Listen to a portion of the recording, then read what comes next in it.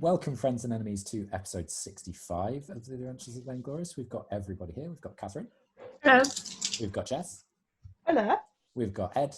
Hello, hello. And we've got Simon. Hello. Last time, you were meeting in Castle Hartwick with Queen Artemisia, who you hoped would take the refugees from Fort Argent. You had a discussion with the Lord Chamberlain of hers that came off as him being a bit of a pompous ass. You went in, spoke with her. She agreed to take the refugees, but also came off as a little bit of a pompous ass. You then had a discussion with her about possibly sending some men and women to Fort Argent to investigate and see whether the place was still dangerous. At Lor'athel's suggestion, she didn't take too kindly to this, as the idea she felt was a little bit rushed, and she would be sending her folk into the depths of winter in the high ice, which would be very dangerous. Lor'athel disagreed and as a result got chucked out of the throne room. The rest of you had a little bit of discussion around the logistics of where the refugees would go, Erallur in particular contributing to where they would best be housed. You then left and went in search of a tavern, finding one called the Cold's Respite in the village outside of the castle town, and had a nice early evening drinking session. You then went upstairs at various different points. Heligon said that he was probably going to leave them the next morning. During the night, you found that Seraphine had left Lor'athel, finding that she had taken a piece of Thelios' erstwhile armour and tried to take an axe, that then remembered that he would just summon it back, so there's no point. She'd left a note. Lor'athel had then tried to find her and just seen an owl on the moon that could have been her, could not have been. In the morning, Lor'athel paid for a rather staid breakfast by his standards, and you had your final farewell with Heligon for now. You then set off back towards Yartar, having decided that you would alert the Order of the Gauntlet people who he had trained with there of Thelios' demise, and also possibly gain information as to where he'd come from, so that you could let his family know.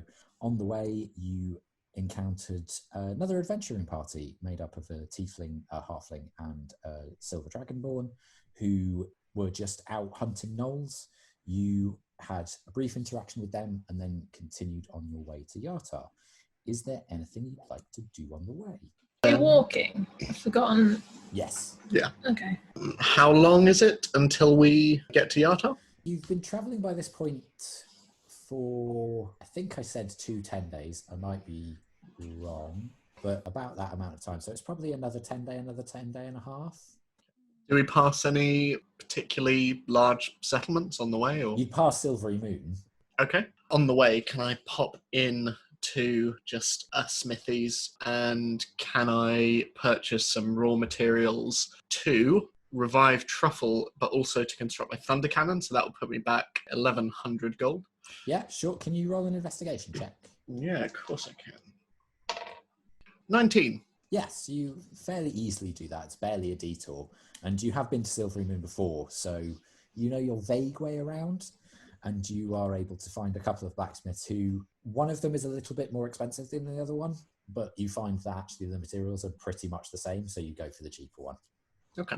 So in that case, I spend the next 3 days constructing my thunder cannon. Mm-hmm. So after 3 days of a bit of tinkering and a bit of my smith tools and stuff, I'm able to get a brand new spanking thunder cannon. It spanks as well. It spanks too. And then it's an additional 7 days for me until Truffle is back to normal. Okay. Will that be enough time before we hit Yartar? Yeah, it should be. Okay. I have a question though, because Yes. the Spirit of Starfleet is in Truffle at present. Yes. So are you keeping them in there, or? For now, yeah, because it's a fairly good receptacle. While I can't necessarily always hear Starfy, as I'm working on Truffle, I sort of look around. They chat to you quite a lot whilst you're working on Truffle. Oh, so I can hear them now. It's mainly based on You heard them contact. before. Didn't you? Yeah. I did, but occasionally. It's only when you're holding it though. Yeah, it's based on contact. Okay, cool. In that case, yeah, while it's talking to me. Occasionally I just look at the others and, yeah, sure, tell me more. And as I continue working, I like to think I establish a fairly good repartee with Starfy over the course of the base journey. charisma check.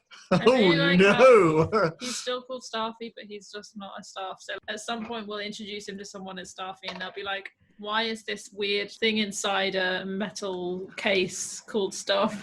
Yeah. That's a 7. Seems quite enthusiastic. Cool. He's talking quite a lot, but when you try and finish conversations because you finished working on it for the night, he will just continue.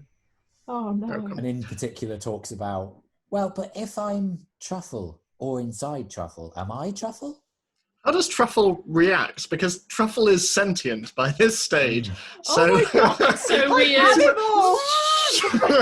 Yeah, there's a few times where you see the rotors in Truffle's neck shoot round as its head tries to spin and see where this weird voice is within it. Is Poor it talking Truffle. to Truffle? Truffle seems able to hear it. Oh my God, I can't believe Staffy's a yerk. Deep cut. Deep cut. yeah, I'll leave it there. I have a few questions for Starfy, but I need to think on them a bit more. Okay, So, can you roll an insight check as well? yeah, of course I can. Like enforce the demonic possession upon your automaton. 10. Yeah, you're not sure how Truffle feels about this. Can't Okay. tell whether it's distressed, annoyed. It's hard, particularly given that it doesn't really have facial expressions. Yeah. Particularly not ones that you're familiar with, being a metal bird. Yeah. You're not really sure. Okay. I'll just keep an eye on it, make sure Truffle's okay, and make sure Starfy's okay, and yeah, it'll be a fun journey. We need to figure out a way how to combine their two names. Stuffle. Mm. Trophy. No, it Sounds doesn't really work, awful. does it? No. Just truffles. Jackal. Traffle. Traffle! It's Traffle! Can I do something on the journey, please? Yeah, of course.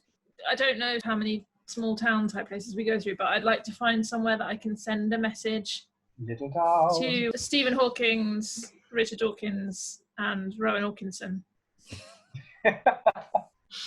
I'd forgotten that that's what they were called. Me too. So how are you wanting to send the message? Just like a courier type thing, I guess. I mean, I guess it's quite far. I love how you've got 2 academics and Mr. Bean. Yeah, he is also an academic. Sure. Tuddle. Oh. Yeah, I I mean, think is it it going to would be like probably- really expensive? It would probably make sense to send that from Silverymoon as well, given that Flint needed to go into that city anyway. Okay, in this world, is it also quite a common thing to pay a magic user to use the sending spell, or would that be like a super luxury thing? You'd have to know where such a magic user was. There are places that could do that, but you're not terribly familiar with Silverymoon, and it would cost quite a lot more. Oh, it is more. Okay, Yeah. then I'll just go old-fashioned, considering it's going to take a long time. Sending, it's quite a high-level spell for run-of-the-mill kind of things. You know, in the great scheme of things, it's not that high level. But there aren't that many people who go as far into the arcane arts as you and Juniper have. Yeah. And magicians being who they are, they like to charge quite a lot for their services and keep them mystique around it because of that. So yeah, it would be quite expensive. Okay. Would it be expensive to get just a normal letter sent? No, and it depends how far it's going.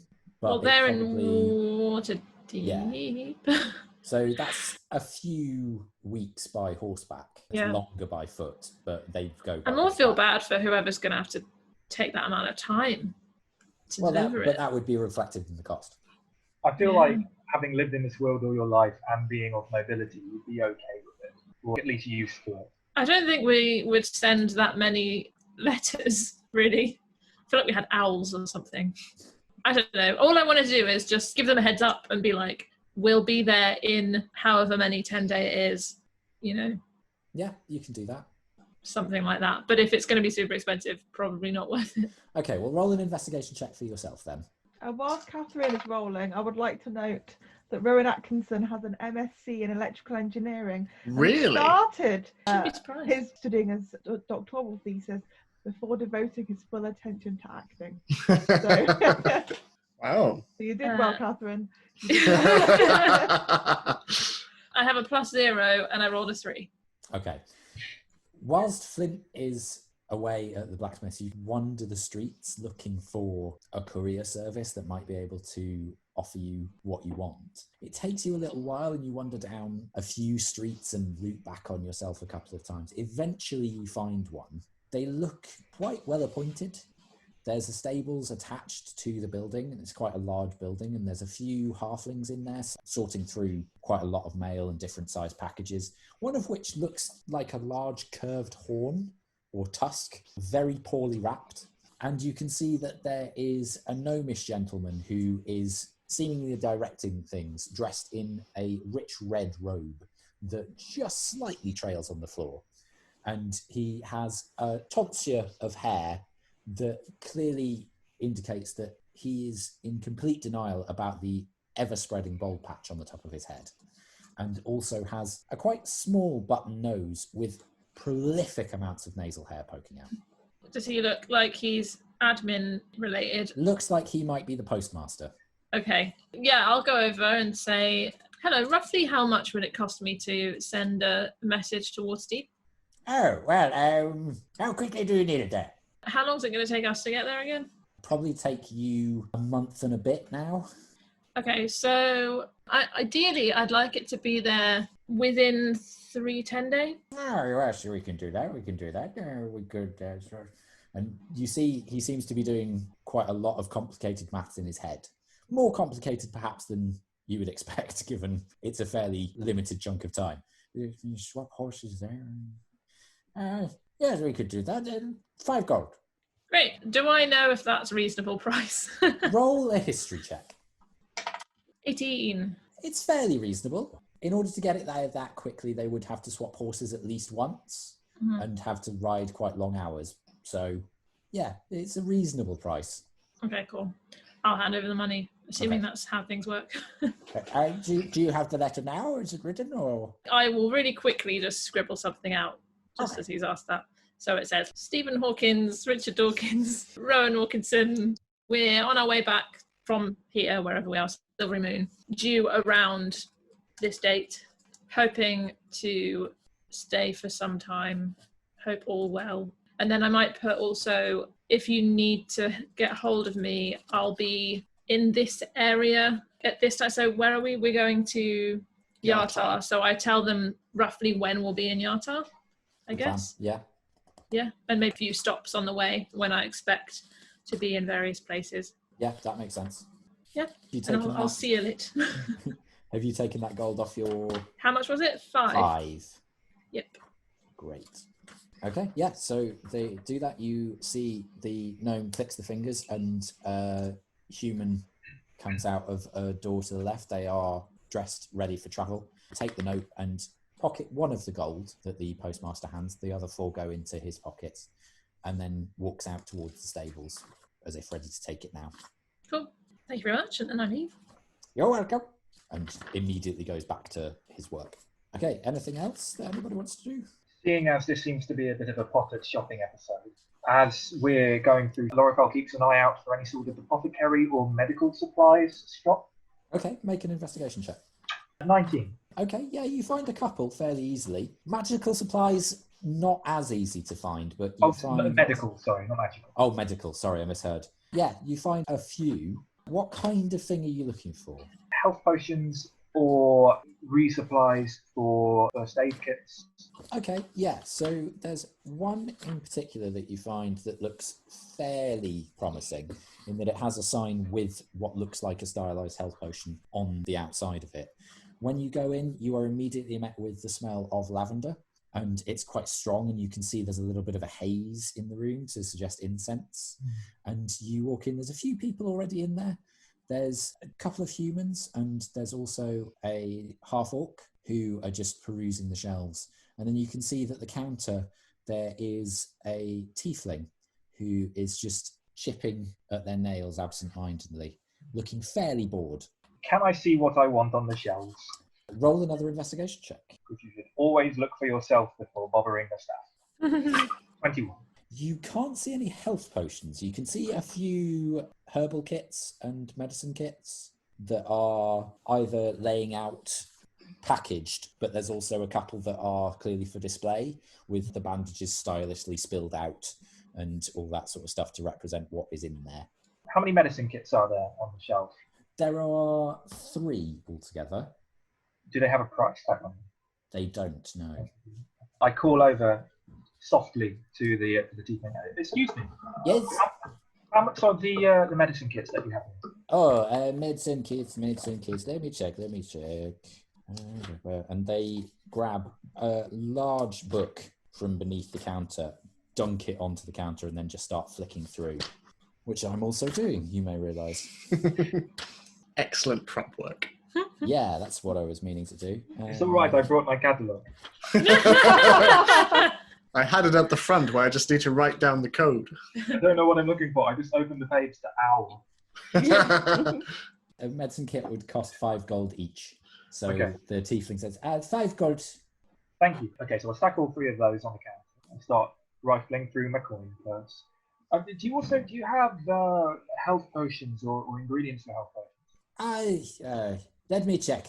And they walk to a beaded curtain that cuts off the room behind, lift the beads, and then yell, "Oi! Do you have healing potions or ingredients?" And an equally irritated voice goes, "Yes!" but gives no more information. And the tiefling rolls her eyes and comes back over to you guys. "Yes, we do. I don't know where they are." I'll just take these. Good And then plan. hand over the 15 gold. Okay. Cool. Cool. Juniper, is there anything you'd like to do whilst they head off on their various errands? I mean, other than being close to actual human beings, I mean, I'm feeling a lot of Juniper right now. I can't believe she just like just walking around the street being like, "Oh my god, I can't deal with this." Yeah, terrible. the streets are still fairly quiet. It's still being winter, but Ah, damn it's it. Well, later in winter. So Yeah. it's starting to get a little bit warmer. And you are heading further south, so it's getting significantly warmer from that as well. oh, beach episode. We'll all be ready. But I mean, it's a very long shot. But obviously, I lost my magical loot. That was really sad. Yeah. So I've got a normal, boring loot. I would like to look for more interesting loot, even if it just like has some flames on it or something. Okay, roll an investigation check. Going to my phone dice. Okay, so that is a 12. It takes you a little while, and you ask a couple of people to see if they might know of a music shop. You eventually come to one, but they all look similar to the instruments that you've already got, except for one lute in the window, which is lacquered with a dark varnish, but has specks of light varnish painted into it to get a kind of smoky swirl across the lacquer. It's very attractive, but you do see that the price tag that hangs very prominently in the window is 1,200 gold. Yeah, you underestimate how much gold I have, my friend. Good old chip in. Yeah. Guys, I have 5,000 gold. It's Oh, fine. that's fine then. Yeah. I think because Flint feels partly responsible for the loss, after all, it was the same point at which he lost his thunder cannon. I think he's going to walk up to Juniper as she's looking in the window and be like, "You like the look of that?" Yes, I like the dark loot. The dark loot. That's like the name of precious. Juniper's spin-off series. I go crazy and just no. I'm just holding Juniper back a little bit, and I'm just like, "How about we go halves on it, Juniper?" Juniper! Flint, can you roll a history check for me? Yeah, sure, of course I can. Does it need to be magic for a bard? Does it need to be magified? No, it's the focus, so they can channel their magic through it. So you can just choose. So you basically attune to it to make it a focus. No, you don't even need to attune. You Oh, need okay. to spend some time getting used to it, but you don't Right. necessarily need to attune in the same way as Okay. a magical item. That's cool. Was that history? Yeah. That would be 18. You are aware that this loot is astronomically overpriced. Oh, okay. It's very nice, but a normal loot would cost 35 gold. Oh, okay. Is there anything about the loot that seems particularly... Seems just to be the lacquer. Mm. It's very well made, but yeah, it's ridiculously priced. Mm. If it makes her happy. Enabler. We'll be terrible parents. No, it'll be the other way around. It's true. I'm gonna go in. I follow, I guess. So Use walk your in. charms. There isn't Yeah. anybody else in the shop other Mhm. than a dwarven gentleman who is sitting on a stool. There's not really a counter, it's just a shop lined with musical instruments, and then this stool and a bag at his feet. And he has a very long beard, longer even than yours, that just tickles the tips of his shoes. And it's white and brown, just mixed together. And they have a very, very curly bushel of hair, some of which just curls just into their eyes. And as you come in, they go, "Oh, hello there, sir. What can I do for you?" And puffs out his chest. Are you the proprietor? I am. For my sins, I am. Good. That loot in the window. Oh, yes. It's very nice, isn't it? It's very nice. Very nicely is. produced, if I do say so myself. It is very nice. And I gesture to Juniper. Oh, hello there. Aren't you, Hello. darling? Yes, I am. One dark loot, please. Oh, you'd like the loot, would you? Well, just a moment. Yeah. So we've travelled far and wide, haven't we, Juniper? Oh, yeah, we went to the moth land, and we went to well, we didn't go to the fire plane, but we went near some openings to the fire plane, and that was great. So we've been to lots of places. Well, quite, Juniper. And frankly, the reason I bring this up is the loot in the window. It is very nice. Thank you. I appreciate But- the compliment. Perhaps a wee bit overpriced, if I say so myself. The dwarf blinks, and then you see the tongue dart out from under the copious moustache, and then sizes you up a little bit and says, "Now, you wouldn't be coming into my establishment and suggesting that I overprice my precious, homemade, handcrafted stock, would you?" No, Juniper's right. No, it's not what I'm doing. But you did say the word overpriced. I heard that correctly. I did. I just maybe not overpriced. Maybe that's the wrong word. But perhaps overvalued. I think that's worse. See, I write songs, so I know a lot of synonyms for things, and that is a synonym for overpriced. You might be right. I am. I am right. Yeah, but as a humble sea dwarf, I've only really been. Oh, My- you're a sea dwarf. I've never met one of you before. Well, it's a long story, but my background musically is primarily in sea shanties. She Santies. She shanties, Oh. and I bring out my harmonica, and I only have this wee little thing. Does the hair not get in the way? No, I it find doesn't. it does with, like, wood.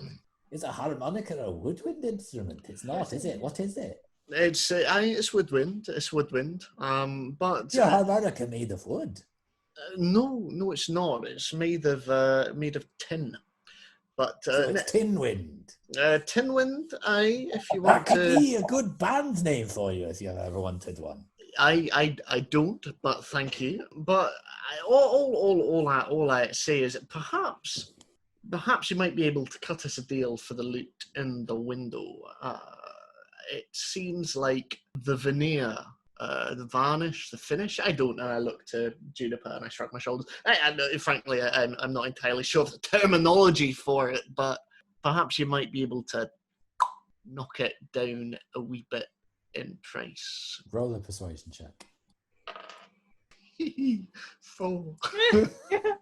See, the lacquer that I put on it, that took 2 months to perfect on its own. The crafting of the instrument took me 2 years. So, unfortunately, one musician to 2 others, I'm afraid I'm not willing to part with it for a gold under its price. How about 1300? No, Juniper, don't. Will we can. Why don't you ask for something a little bit more? Like, go for. You really want it, don't you? It cost me. I hold her again until this passes. Okay. Juniper. If you want it that bad, and it does seem like he is unwilling to part with it for anything less than a pretty penny, suggest maybe 500. No, I don't think you'd say 1500 as funny as that would be. 5,000. 501,000. 500. I give her a little thumbs up. Roll the persuasion check with disadvantage. Cool, I love it. Only you had someone with +8 persuasion with you. I mean, Juniper's got insane persuasion. That's so true, I she don't does, forget. Yeah, I mean, that's a dirty 20. Yes. Disadvantage. Yes. Because she has +11. Because Bard of Law is just insane. So the dwarf, their eyebrows disappear into the fringe Yeah. and seem to mat into the fringe. They're both so bushy. And there's a rocking of him on his heels as he sizes both of you up, and he scowls at you, Flint. And then he looks at Juniper and his heart seems to soften. He says, I'll tell you what, why don't we say that I'll take 500 off the price? So that's 700 gold for it. 800.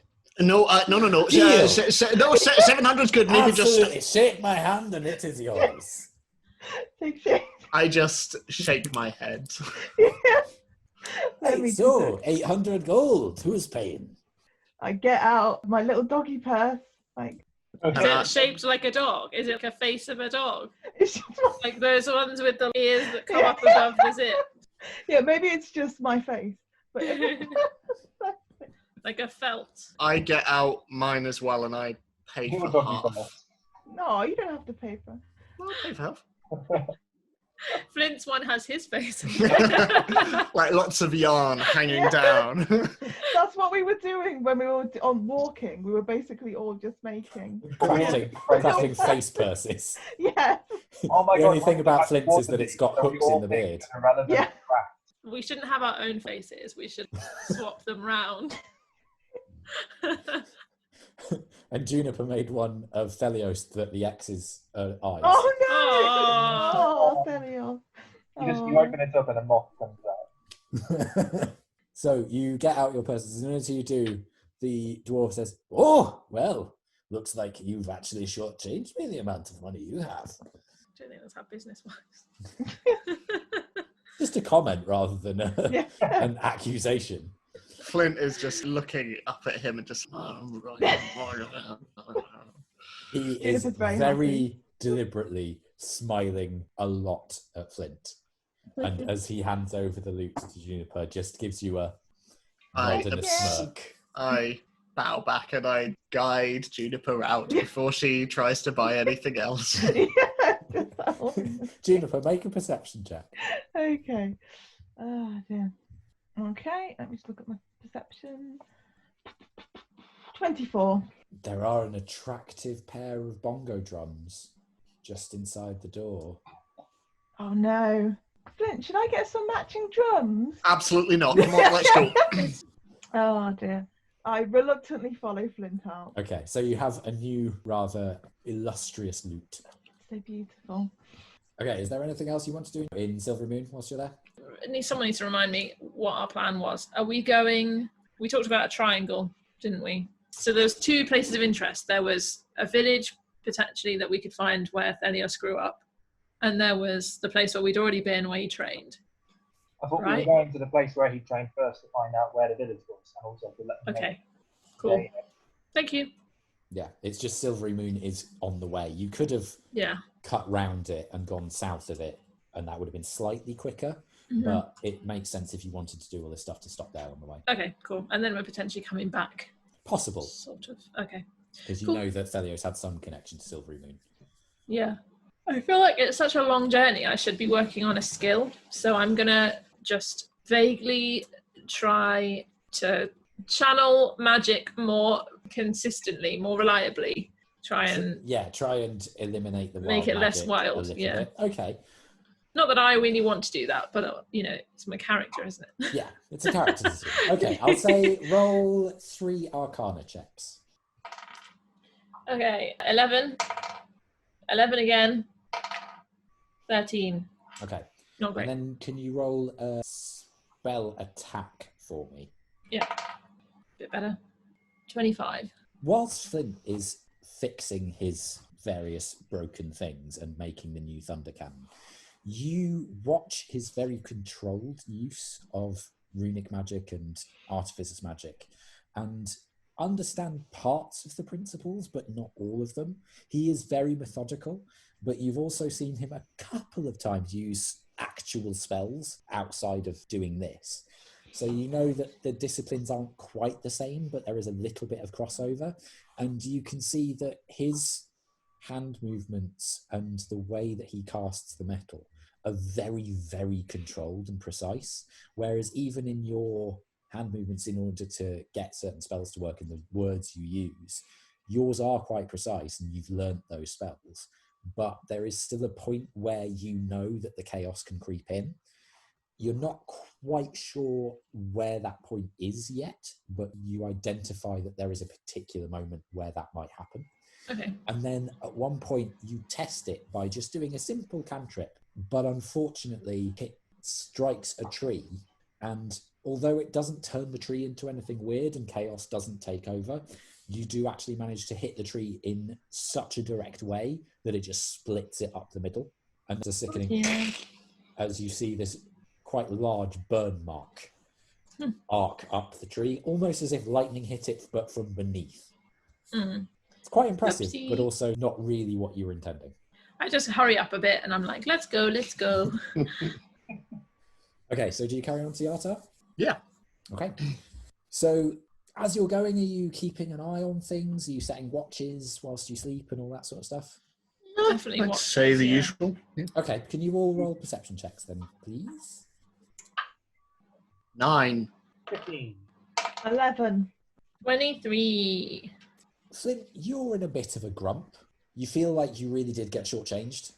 And Fucking in the did. time where you find your focus shifting, you spend an awful lot of time working on your various projects. So you're not really that aware of the things around you. Juniper, you're just enjoying being in an environment where your nose isn't always freezing.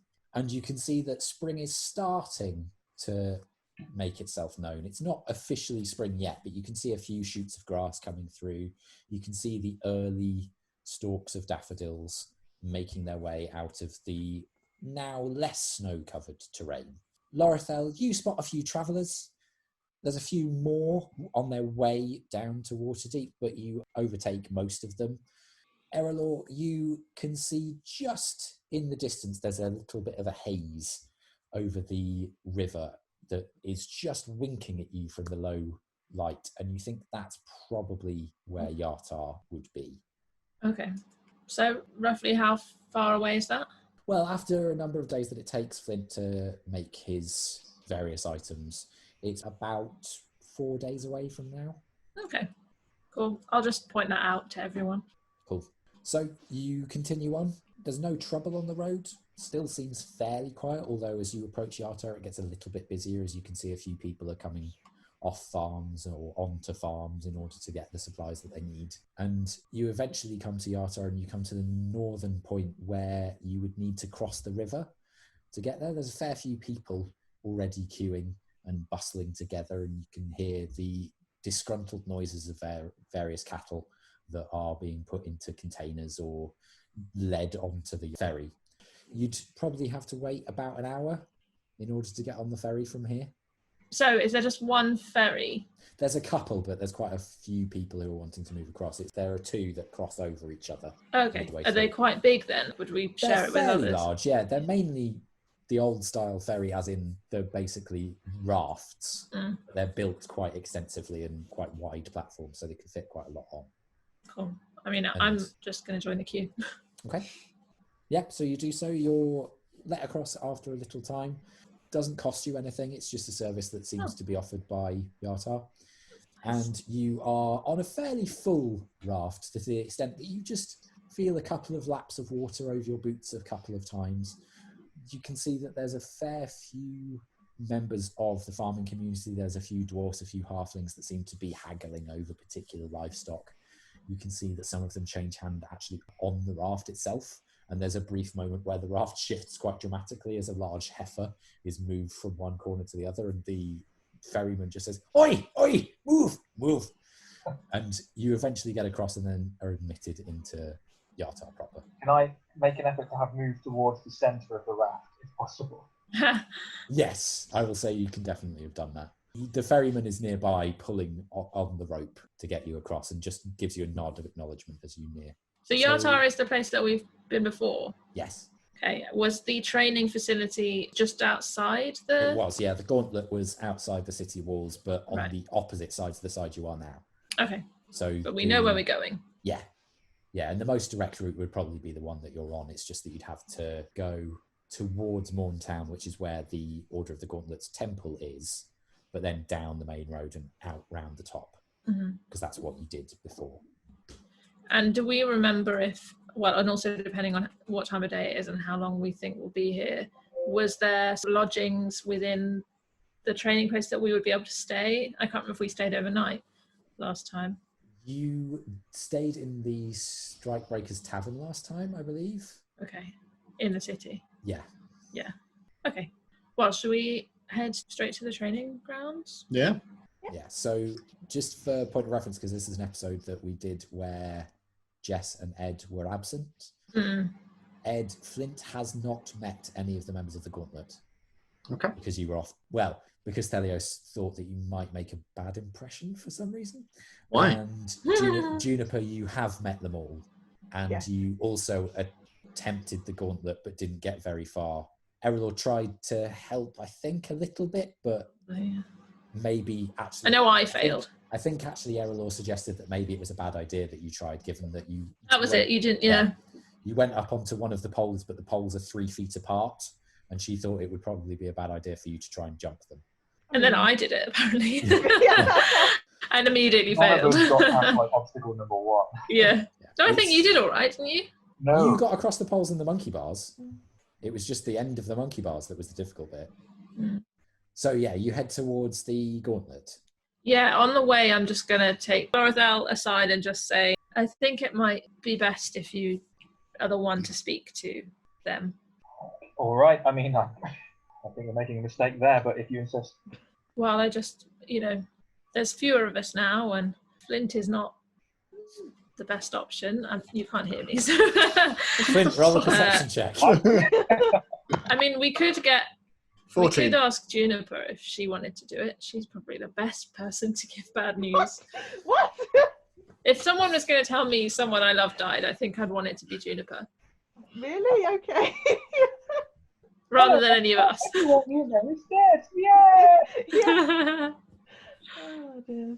Erallur, how surreptitious are you being in this conversation? Not that. Okay. I just Flint, took him aside, but I'm not whispering. Flint, you can see that Erallur and Lor'athel are discussing something, and you hear the mention of your name and then Juniper's a little bit later. I just shrug and go, figures. And just continue tinkering. Okay. So you walk down the main road out of Yartar and circumvent around towards the gauntlet. You can see that there are a couple of people training. It's late morning when you arrive around here, so there's a bit of a mist kicking up. You can see the outline of the gauntlet, and you can see that a few bits have been added to it or modified since you last were here. The monkey bars seem to have had a few jagged swords added to swing between them, as if they are designed whilst you swing to try and cut into you. You also see the pole that had the large swinging thing that came in to attack you is now just a pole, but as you come in and watch, one of the individuals that is trying to go across it runs, and there is a slightly odd squelching noise as they do so, and then there is a as they slip off it and manage to land on their side in the dirt. And you hear a voice going, no, and there's just a shout and then immediate disappointment. Do you rock up all the way? I reckon so. It's one of the instructors that we've met before. Roll a perception check. 12. The voice sounds familiar to you. You've met them once. It sounds like it might be Varden. I'm probably going to need a refresher on who the different people are for Ed's benefit. I'm probably Sure. going to need a refresher for Ed's benefit. So Varden was the blonde young human who... The one that fancied... No, Thelios fancied. I don't... Who was the one that Thelios fancied? I can't comment on Maybe it was Thelios. just Adam. He was very... It was just Adam. Varden was very flirtatious with It was both him. Thelios and Lor'athel. The handsome one. Yeah. He was a semi-retired paladin in that he had suffered quite a few head injuries in the past and had been retired by Amir to train the new recruits and had been the designer of the gauntlet. And you can just hear him yelling at somebody in disappointment and annoyance as you approach. Can I remember who else we talked to, like their names? Roll a history check. 16. You can remember that the leader of the order was called Amir, and she's the one that you spoke to on the gauntlet originally, because you met Varden in the temple. Because we'd gone to them originally to say, hello, have you seen any air calls? Yes. Yeah. Oh, yeah. Yeah. And you also met Kiana, who was the dear friend of Thelios. Yeah. Okay. One of them used sign language. Yes, Am I noting that? Kiana. Yeah. Kiana. Cool. So I lead the group up to the trainer. Okay. So he turns to look at the next recruit. You can see that there's actually a line of them. Some of them you recognise as the ones that you saw on the gauntlet before. A couple of them are younger, and then there's one who seems to be a little bit older and a little bit surlier and is very much pouting, and you can see quite a large bruise covering one of their cheekbones. Varden spins on his heel when he hears you approaching and goes, "Oh, ain't your sight for sore eyes? Lor'athel, wasn't it?" That's right. You've made this harder. Well, not harder, really. Just more interesting. Getting bored of it already, are we? Wouldn't you if you were stuck here? Well, you'll have to come with us next time we go on an adventure, won't you? Oh, I don't think Amir would allow it, to be honest. Well, speaking of, where is Amir? We've got some news for her. Oh, well, she's up in the temple. What news have you? I don't know if this is the place to say it. It's about Thelios. Oh. And you see him pause for a moment, and you see him slightly confused until he looks at all of you and seems to read fairly well into your manner. He goes, "Oh, right." I give a solemn nod in confirmation of what he's thinking. Right, give me a moment. I'll send the class back to patrol or something. And he turns around slower this time and then just clicks his heels slightly menacingly and stands slightly straighter backed and goes, "Right, you little snots. You're going to patrol the streets for me, aren't you?" And they go, "Sir, yes, sir!" And then immediately start marching off quite quickly. And then he turns around and goes, let's head to Amir and we can have a chat. If you've got time." No, of course, please. Walks you back into Yartar and back towards Morntown. Do you talk on the way, or is it a fairly quiet? Were you all there? Yeah. Okay. Yeah. I'm going to be quiet, yeah. I'll give a respectful rundown of Thelios' heroic act. Yeah, I don't go into too much detail yet. Okay. Varden seems blindsided, but as you go into some of the story, seems that it turns impressed and horrified. It's an odd roller coaster of feelings for him. Flint, this person hasn't introduced himself to you, and the news seems to have knocked the idea of meeting a new person out of his head, but you just continue on the walk. Okay.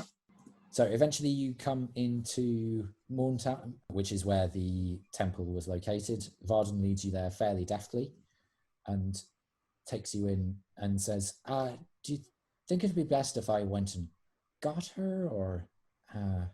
You know her better than we do. "I do, but I'm not really sure what to do in this kind of situation. When Probably a private space would be best, so. Probably come Have with an me to office. her office then. Yeah.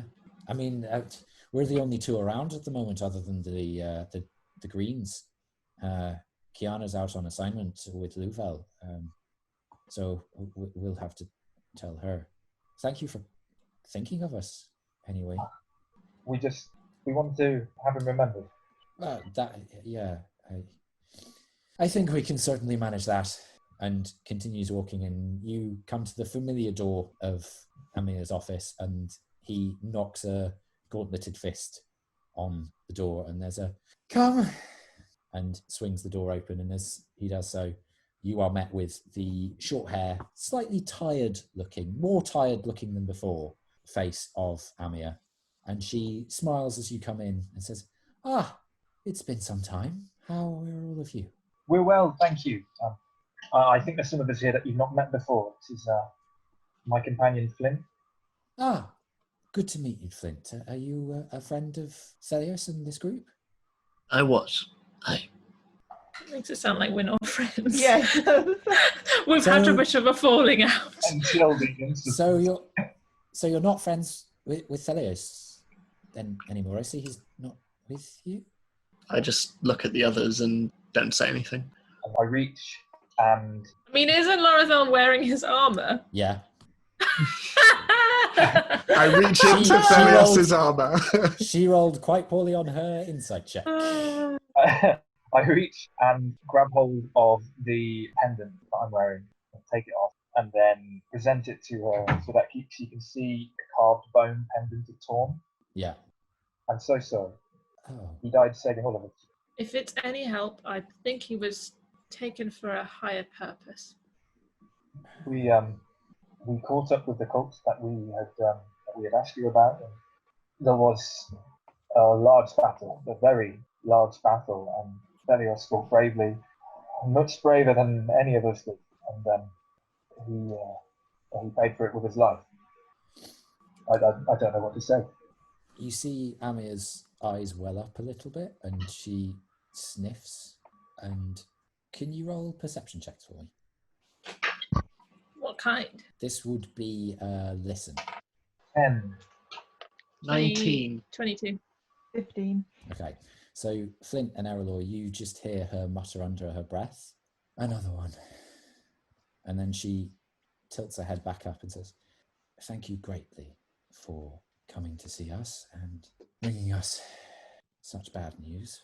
It must not have been easy. I will let the other of his cohort know what has happened. Thank you, Erallur, for the comforting words, and thank you, Lor'athel, for being brave in telling us." He was the best of us. I can't say we were friends right from the start. In fact, I think at the start he was a bit of a bastard, really, but he brought us all together. Varden pipes up and goes, "I'm not surprised." And Amir just goes, "Varden!" And he very much gives a look of, "What?" Yeah, but he did. He brought us all together. If it wasn't for him, then we wouldn't still be together even after he's gone. So We're I actually... Sorry. follow Torm. I have my own gods, but as Erallur said, it looked like Torm or something took him to a better place when he died. Well, that's comfort. Do you want the pendant? I think he'd quite like it if you kept it. Oh, you could have told me that before I snapped the string. But shove it in my back. You just hear a snigger from Varden. We were hoping actually to perhaps find his home and pay a visit. I don't suppose you have any information on his a location or a name. You mean his childhood Mm-hmm. home? I might. He came through Silverymoon to us. He was met by some representatives of ours up there, and I went to get him when he volunteered. He didn't really speak about his past that much. Do you have records at all?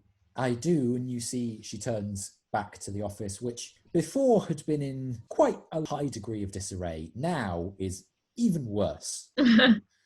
And she says, it must be here somewhere, and just starts rifling through a random pile of pages.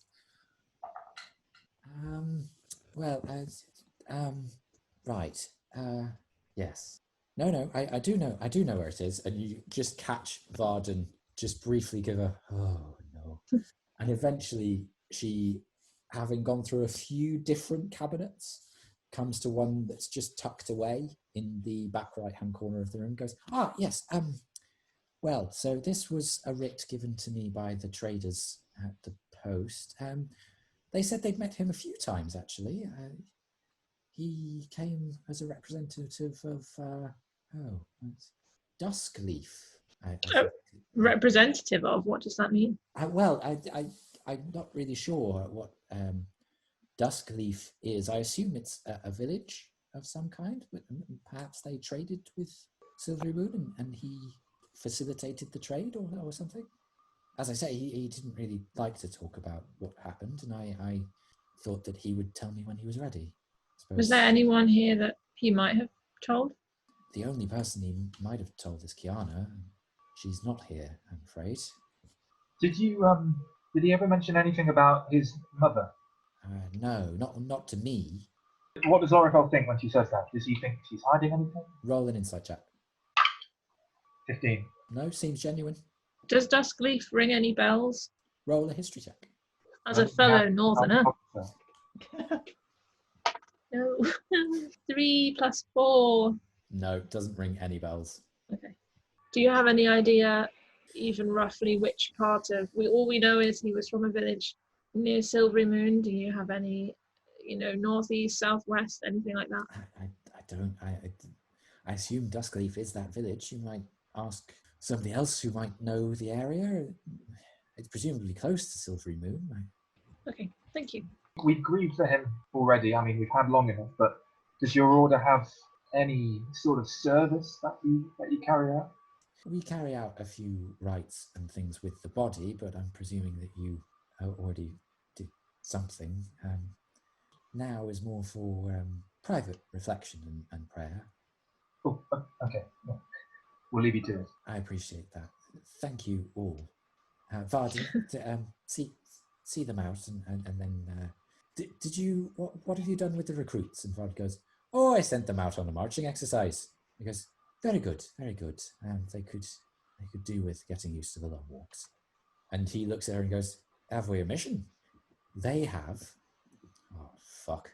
And then starts to lead you out of the room. As he leads you to the door, he says, well, don't be strangers. As sad as it is to see you with this news, it's still nice to see you. I take out a bit of paper and just write down the address of the inn that we have and give it to him and say, you can reach us here. Oh, thank you very much. I will do that if I'm ever allowed off my leash. Let us know when you upgrade your training course. I mean, it's a daily thing, Lor'athel. Do you want to try it now? We've been on the road for a while. Give me... So you're fitter than you've ever been. I'm sure you could do it. I mean, you failed so spectacularly last time, and you've clearly got big enough muscles, so, Do you know, a few months ago I would have risen to that, but you can't get me. Oh, you've changed. I like you less now. Oh. Yeah, a lot of people say that. Progressively every day. Yeah.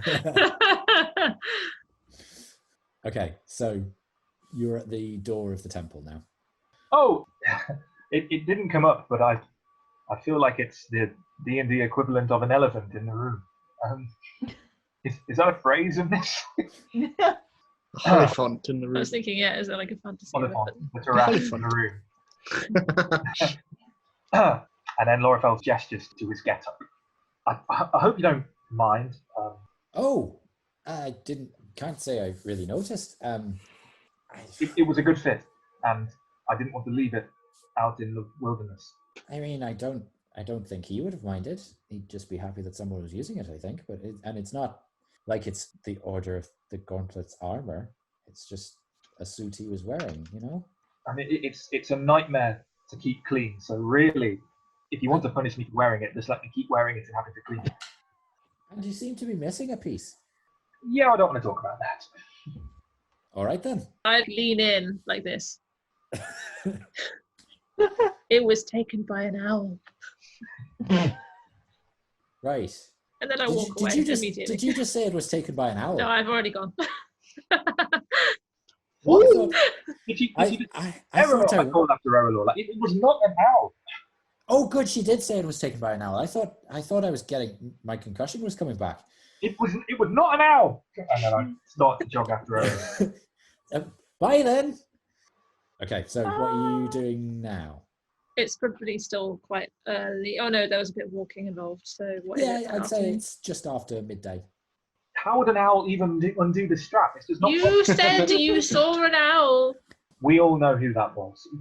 Anyway, Why don't we go ask around town, see if we can find out if Duskleaf is a village, and maybe head there in the morning? if you ask me, the market would be the best place to start. Sounds good. There'll be traders coming in from all over. Okay, so you head towards the market. Yeah. Okay, Yes. Yeah, sure. so can you roll investigation checks? Those that are looking, then please. So close to a natural 20. Those are the worst, aren't they? To be fair, I wouldn't want to use it on this. True. You find the market really well. Find like 5 markets. It was a dirty 20 though, was it? No, it was a dirty 20. That's good. 16. A 18. good market finding roll. And Flint, what did you get? I didn't because I'm not looking. I'll wait till I have my own thing. Okay, so yeah, between you find that there's not actually a specific big marketplace in Yartar. There's a few little markets spread around. There is one in Morntown, but actually looking around and asking a few people, Erallur, you determined that the best place to go might actually be, rather than a market of produce, it's actually more of a market of people, in the sense that it is one where a lot of mercenaries and farmhands and various people offer their trade and offer themselves in order for gainful employment, and it's known as the Hiring Fairgrounds.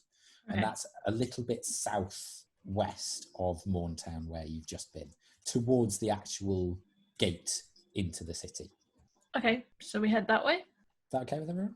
It's really hard to make eye contact and like It nod. is, isn't it? Agree. Yeah. Because I'm yeah. looking at you both like this, and you're just like. Yes, let us do that. As we're walking, I just turn to everyone and go, how long are we planning on staying here, by the way? I don't mind how long that is, but I just, there are a couple of things I want to tinker on. And I think the plan is to find this village and maybe today or tomorrow. And longest we'll probably stay is till tomorrow, okay, my stuff can wait then. unless something comes up.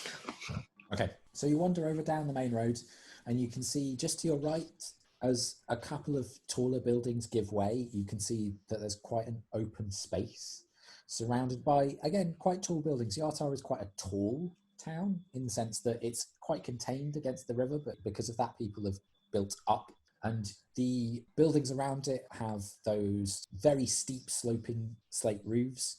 They just lean slightly into the large square that you are coming into, to the extent where, Flint, you're just a little bit nervous that in a few years those might just come toppling down, and your stone cunning is tingling a little bit as you're like, oh, that's not structurally sound. You come round and there's a fair few people yelling at each other, and there's various dangerous looking men and women who are sneering at various passers-by as if trying to intimidate them into hiring them. It's an odd practice. And you can see that there's a few farm labourers who seem to have been recruited by a stout dwarf who is moving off towards the city gate.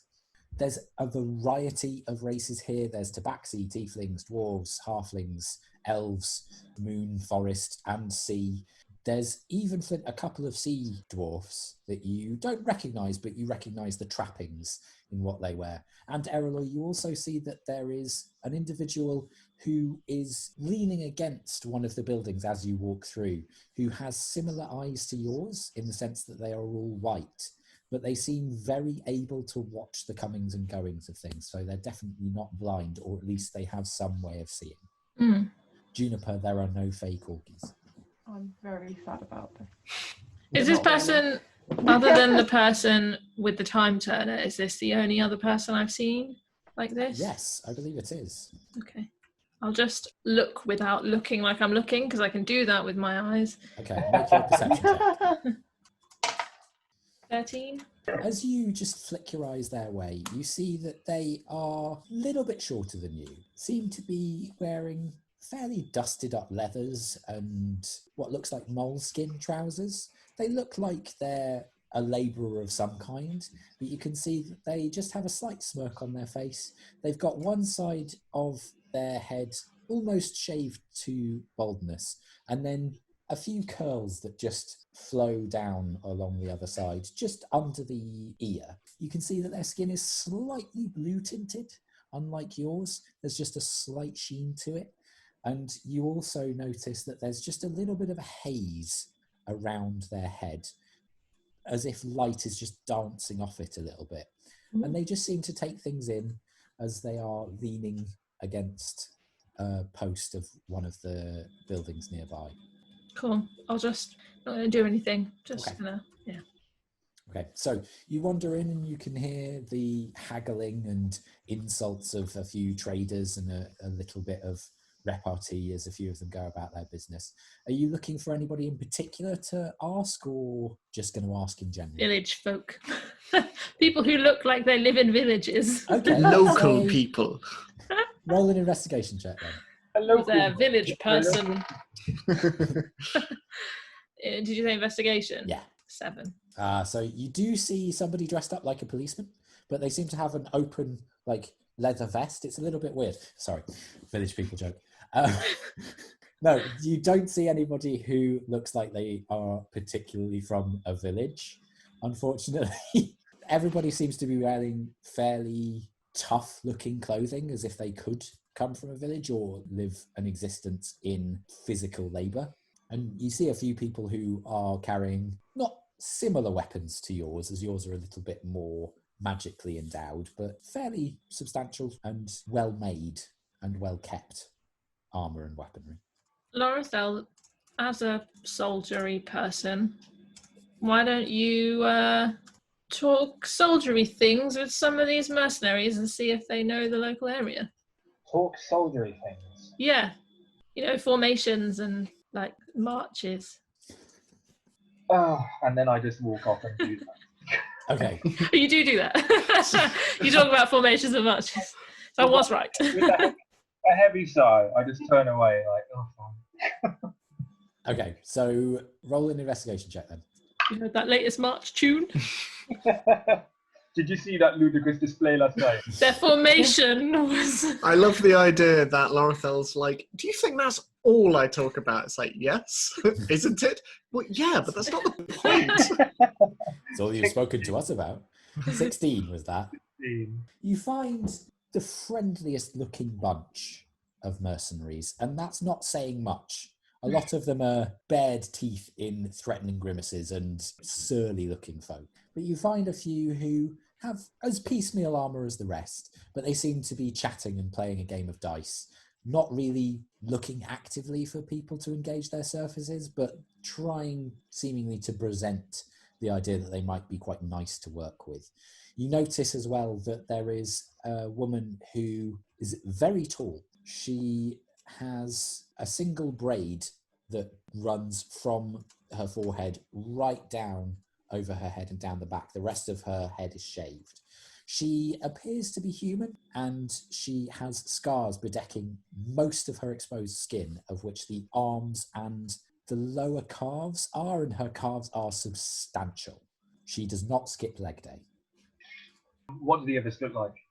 They're a fairly ragtag bunch, mix of races, mostly human, but you can see that there's a half-orc there. You can see a couple of elves, but they look like wood elves rather than moon elves. They've just got that slightly pale skin, but not in the silvery hue. And you can also see an individual who you can't really discern what race they might be. It looks like they might be a mix of a few. They have sharper ears. They've got a couple of stout horns that arc a little bit out of their forehead and back, but not as extensive as a tiefling's would be. And they've got slightly red skin, but it's not as vivid as a full-blooded tiefling would be. Do I know what dice game they're playing? Roll a history check. I am proficient in dice game. I am aware, so add your proficiency bonus. 21. You are aware of this game. It is a game with which you're quite familiar. It's called Bare Knuckle. And the idea is that you roll the dice, see who has the highest total, and then whoever does have the highest total is allowed to punch the other person's knuckles with their own. I don't know who wins. Soldiers. It's like slaps. Nobody wins the slaps, you just both get hurt. I reflexively start massaging the knuckles on my right hand. And yeah, I just stand there at a fair distance and just watch them play for a short while. Okay. Roll that it the twice sound and of- it's cocked twice. There we go. Yeah, they don't seem to notice for a little while. They seem quite enamoured in the game, including their leader, who just seems to laugh along as a few of them just go, ah! Eventually, she cocks an eyebrow. She doesn't turn towards you, but she just says, "You're going to invite us to some fun, or are you just going to stand there?" I was hoping you were going to invite me into this bit of fun. Oh, you want a game, do you? Well, I've just been watching your companions play, and there's a technique to rolling these things, and they just don't seem to have it. I'm not sure that... sorry, the accent is all over the place for some reason. It started so well. I know. It's just annoying. Tell you what, I beat you at the game of dice, and you tell me everything you know about Duskleaf. If he doesn't know anything at all, then Ah, you win. Nothing. What do I get if I win? Paid work? What kind of work? friendship. Friendship is work. I look back to the rest of my group. Can I see my group where they are? Are they in earshot? I Yeah, think they're we're nearby. all standing there a few feet away, just like in a group listening. I thought I walked off ahead. I thought you were across the market. I think they would have followed you. They wouldn't have just let you on. Like, I want to see you talking about formations and marches. I've come to listen, just so but I'm not in the conversation. Yeah, so she finally has something to talk to you about. Seeing that there, I turn around and say, something profitable. I'll tell you if you win. Roll a persuasion check. Are we helping by No. looking like a Just buy me like competent group of adventurers? No.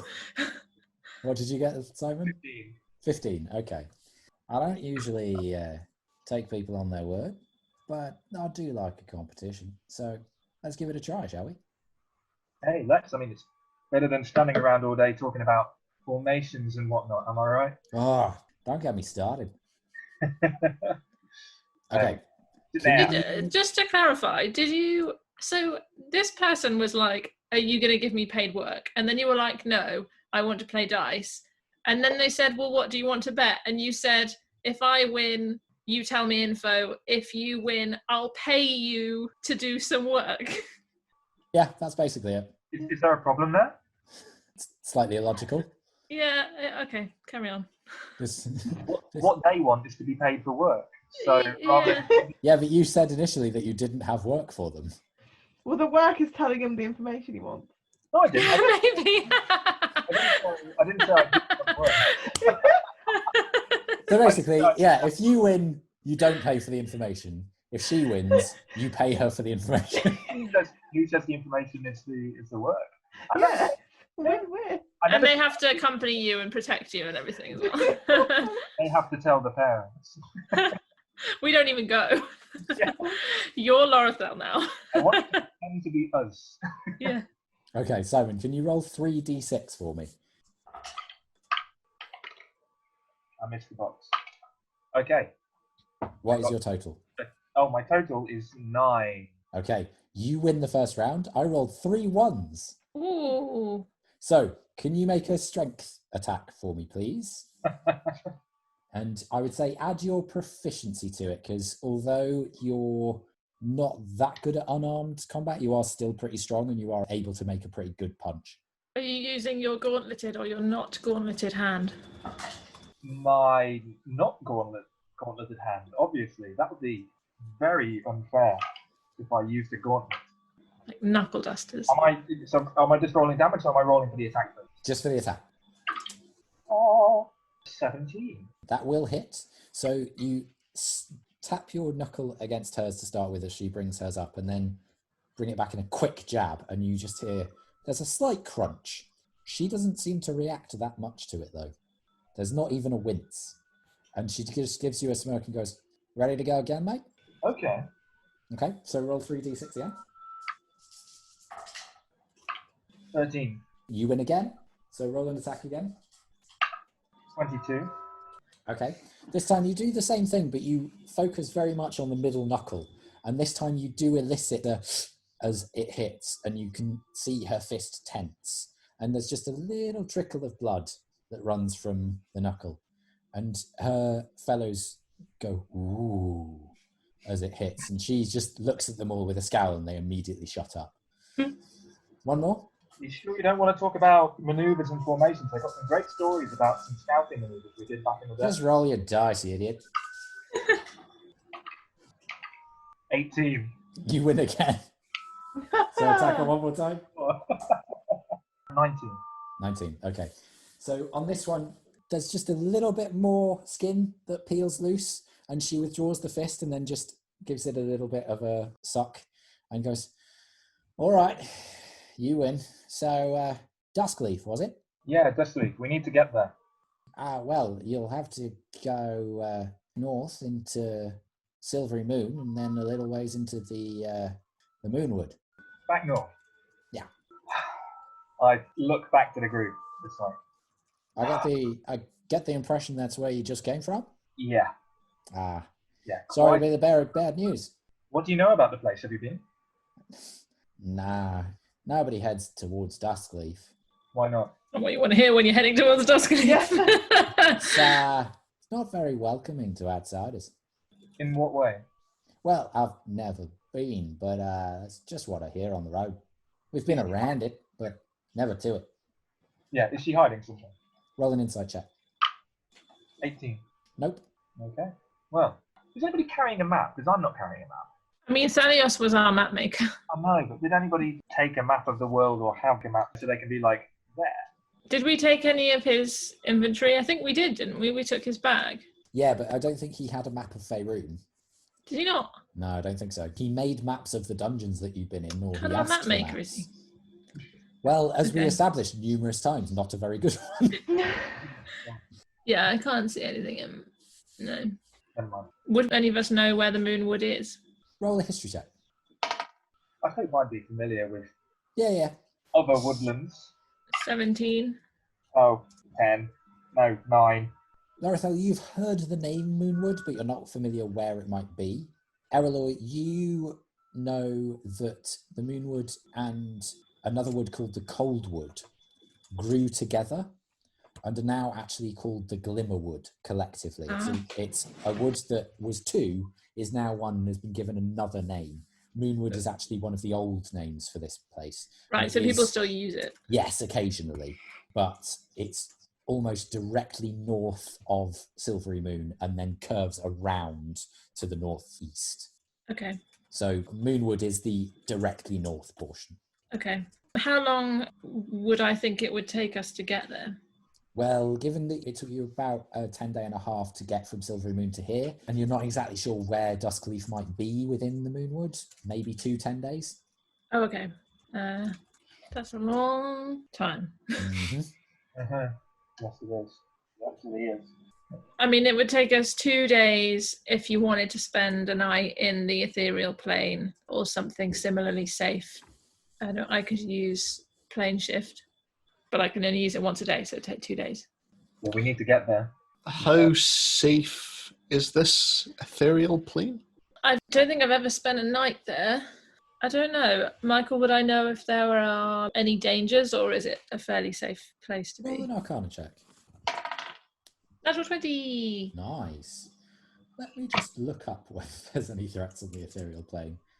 I've always All assumed it's like, ghosts. because a lot of the time it's the place that you go in battle if you have something like Blink or, any of those Yeah. things. And so therefore I have this sense that it's super safe and it's the place that you go to be safe from things.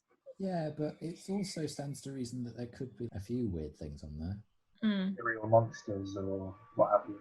More vengeful dragons. Ethereal dragons. Yeah. And also, let's say we cast it in an inn. It's then the ethereal version of the inn, right? So It we can still is, sleep true. on the bed, right? Yeah. For free. Yeah, we'd But be you'd- ghosts. You'd Oh have my to god, that's what be. you could do. You could hire half the number of beds we need, send half of us into the plane. Similarly to most planes, there are some threats, but if you keep an eye out, there shouldn't be. So it's up to you, really. There are some things that have been banished to the ethereal plane. There are some things that live there. Hmm. So I mean, it's only one night, it is, and then maybe one on the way back. yeah. Also, in terms of specificity of plane shift, sorry, I'm also just reading the spell. So you specify a target destination in general terms, but I could presumably say the name of this village. And then we appear in or near that destination, but then there's a small risk that it will fail. It doesn't say Ooh. that on here, though. Where have I got that from? Was that From, just... That's from the cuirass itself. Right, okay. In which case, yeah, let me just check it so I know what the chances are. Don't tell me the odds.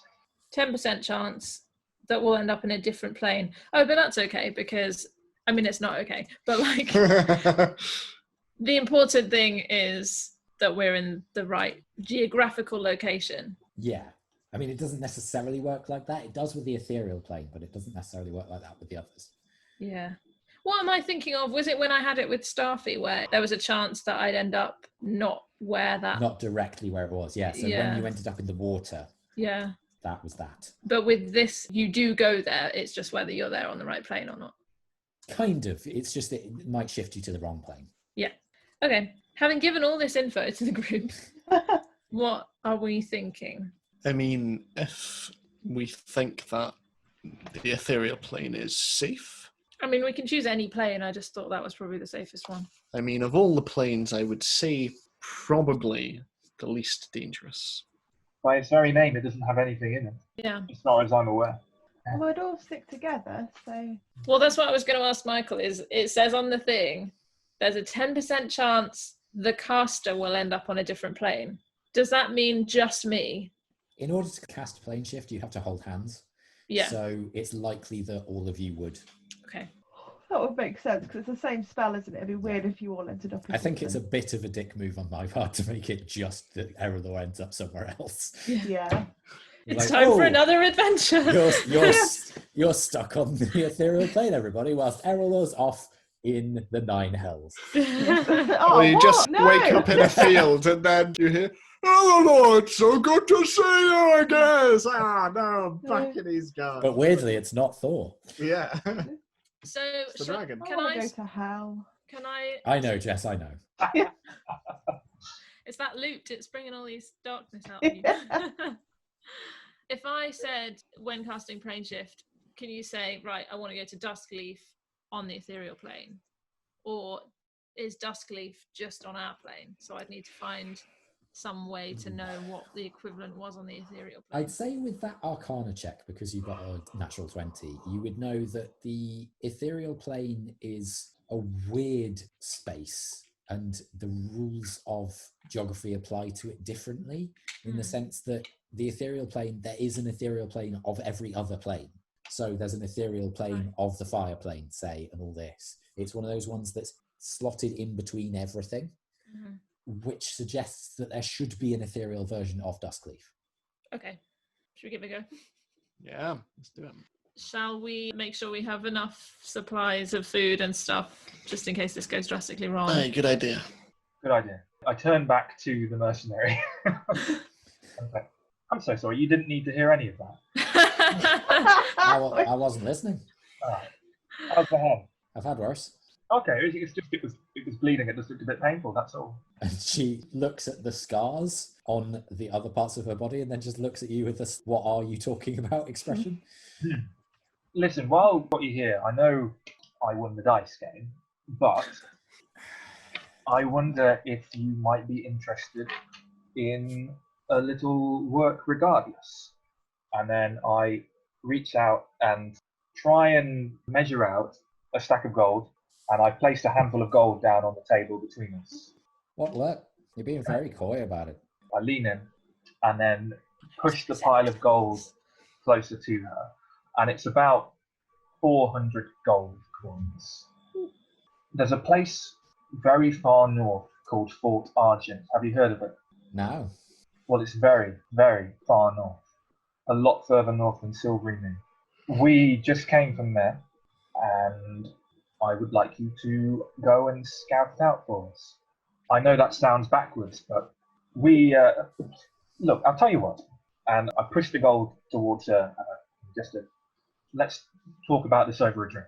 Roll the persuasion check. 20. I've said yes to worse offers. Why not? Okay, then I turn around to you guys. Look, I'm gonna go and have a conversation with these fine folks in the tavern, the one we stayed at before. I don't know what your plans are, but come along or meet us there. I mean, I've got nothing better to do. I'll come along, have a drink. I'm just standing holding hands with Juniper, totally thinking that we were about to plane shift. Yeah, And then I just like, Here. yeah. yeah. Okay. Okay. Oh, So yeah. you go to Strikebreaker's Tavern. You come to the familiar, quite long, thin building with the fireplace in the centre. It's fairly busy. You can see a fair few folk are wrapped up still, even with the large fire against the cold. Is doing a reasonable trade. There's a fair few different people within. And can you make perception checks as you enter? 18. 20, not natural. 27. 13. Juniper and Lor'athel, you notice that the corner of the tavern in which Onstaburn, the Dragonborn, was before, their seat is empty, but people are still steering clear of it, as if it's their designated area and nobody wants to go into it and cause trouble. We spoke to them and I can't remember what happened. You paid them for information about the air cult, Okay, yeah. That rings bells. but otherwise, there's nobody that you recognise. For the sake of brevity, should we say that you quite easily get drinks and... Yeah. Yeah. And seating and yeah. Right, so you want us to scout out a place that you've just come from? It's easier if I just tell you the whole story. And then over drinks. I'd like to hear the whole story, Simon. Yeah. I agree with Kathryn. I would really like you to just start from the beginning. So it all started when I was in prison. I've also just realised that none of you know what happened when I had disappeared at Fort Argent. Literally no idea. The only thing they know is that you think that you've been gone for days. Yeah. It's also weird that it's at least, 3 weeks after that, and you Yeah. paid no effort to tell us what happened. You didn't ask. I know, you didn't tell. Anyway, so yeah, over drinks. I, maybe, with the help of others, or was it just me? Recount the tale. I get the sense it's just you. I haven't been there for all of it. Yeah. You're the only one that's been there for all of it. Maybe except for that bit where you went and had like 90 years on your own. 90. No, not the whole bloody town. Strictly the Fort Argent bit. So I told them about that we'd gone to Fort Argent in search of a cult that we were pursuing, and when we were there, we found the wilderness. I feel like I don't go into too much detail about the whole nature of the wilderness. I feel like that would be too much to lay on to somebody, but I say... Okay, roll a deception check. Oh, okay. 16. Okay. So as you brush over a few of the more intricate details, you just see her exchange a glance with one of the other members of her crew, but she doesn't comment otherwise. Then continue on saying, I'd explain the moths and what they do to people, and talk her through the attack on Fort Argent and how we wanted to destroy them all, and how the magical explosion went off.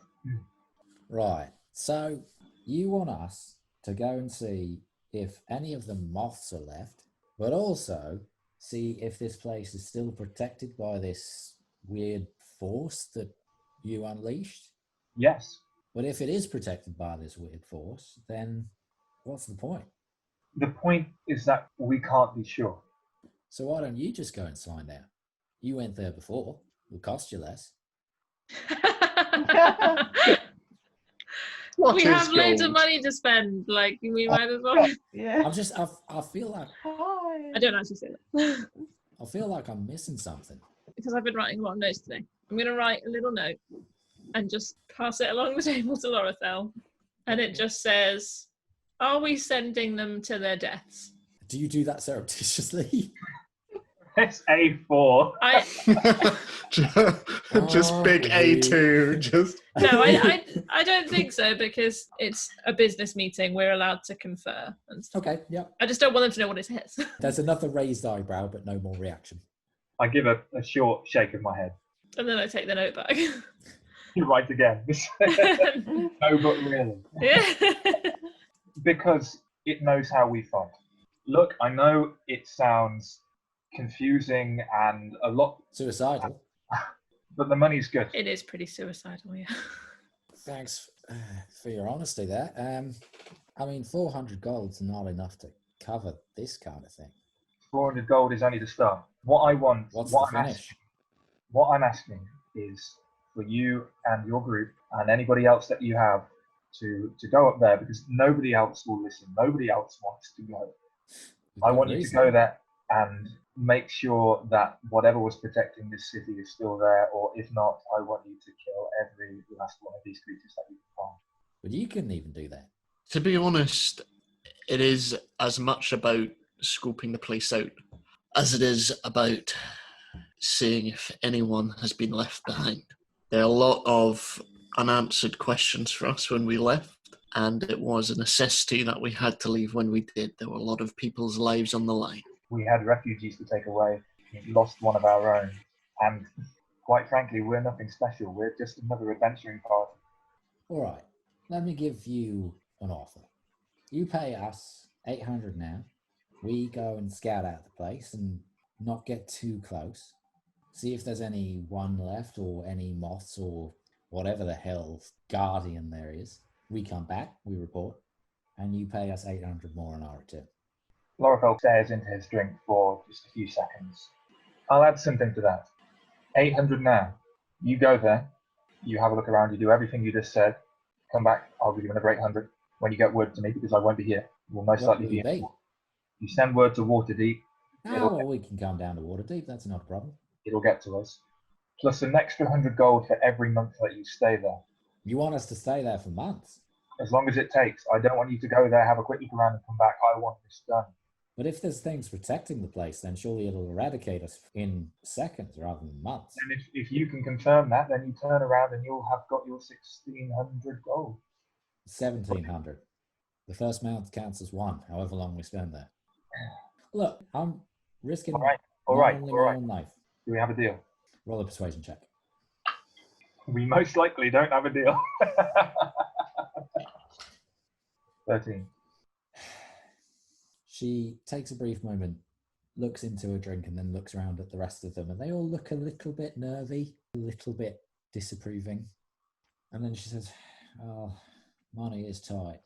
All right, we'll do it. But if I lose any of my people, I'm expecting a little bit more money, all right? How's it pay?" We lost one of ours and nobody paid us anything for it. Nobody asked you to go on this suicide mission. Nobody's paying you to do it. 1,700, another 100 for every month. All right, fine. Holds out hand for the initial money. Slide it across the table. Pleasure doing business with you, Master Elf. I've one more condition, if I may. We've done the deal, mate. You can't add conditions after the deal's made. I beat you at dice. Next round's on you. We're heading out right now. Oh, The Harrying Harpies don't mess around. Who, what? The Harrying Harpies. You paid us to do a job. We're going to do it. I'm looking forward to seeing you guys again. I like your style. Maybe when you're in Waterdeep, come to our inn if you've done the job. Does your inn have a name? Not yet, but here's the address. Oh, I Darkwood. don't think it has a name. Does it have a name? Not yet, no. It had a name, but you didn't like it, so... What was the name? I think it was something like the Hangry Hippogriff or something. Right, okay. I can't remember. So they'll come to Darkwood, not bad, not bad. We'll make you comfortable. We'll give you some well-earned drink, hopefully. And who knows, Well, maybe but I'm paying, aren't I? who knows, maybe we'll even talk about formations and defensive strategies. Why do you keep talking about that? It's a hobby. Sure. And she claps her hands. The others jump up and they start to leave. Okay, so you are left in the Strikebreakers Tavern. I hope you haven't just sent some poor innocent people to their immediate deaths. I gather everybody's tankards and go up to the bar to get one last round. Okay, I've done what I want. the 2 rounds that you've paid for will cost you 10 silver altogether. In the meantime, I'm saying to the other 2, but it's all fine because we will have a very good, high-earning business by that point, and so we will be able to pay them the money that Lor'athel has just promised. Who is investing all of it now.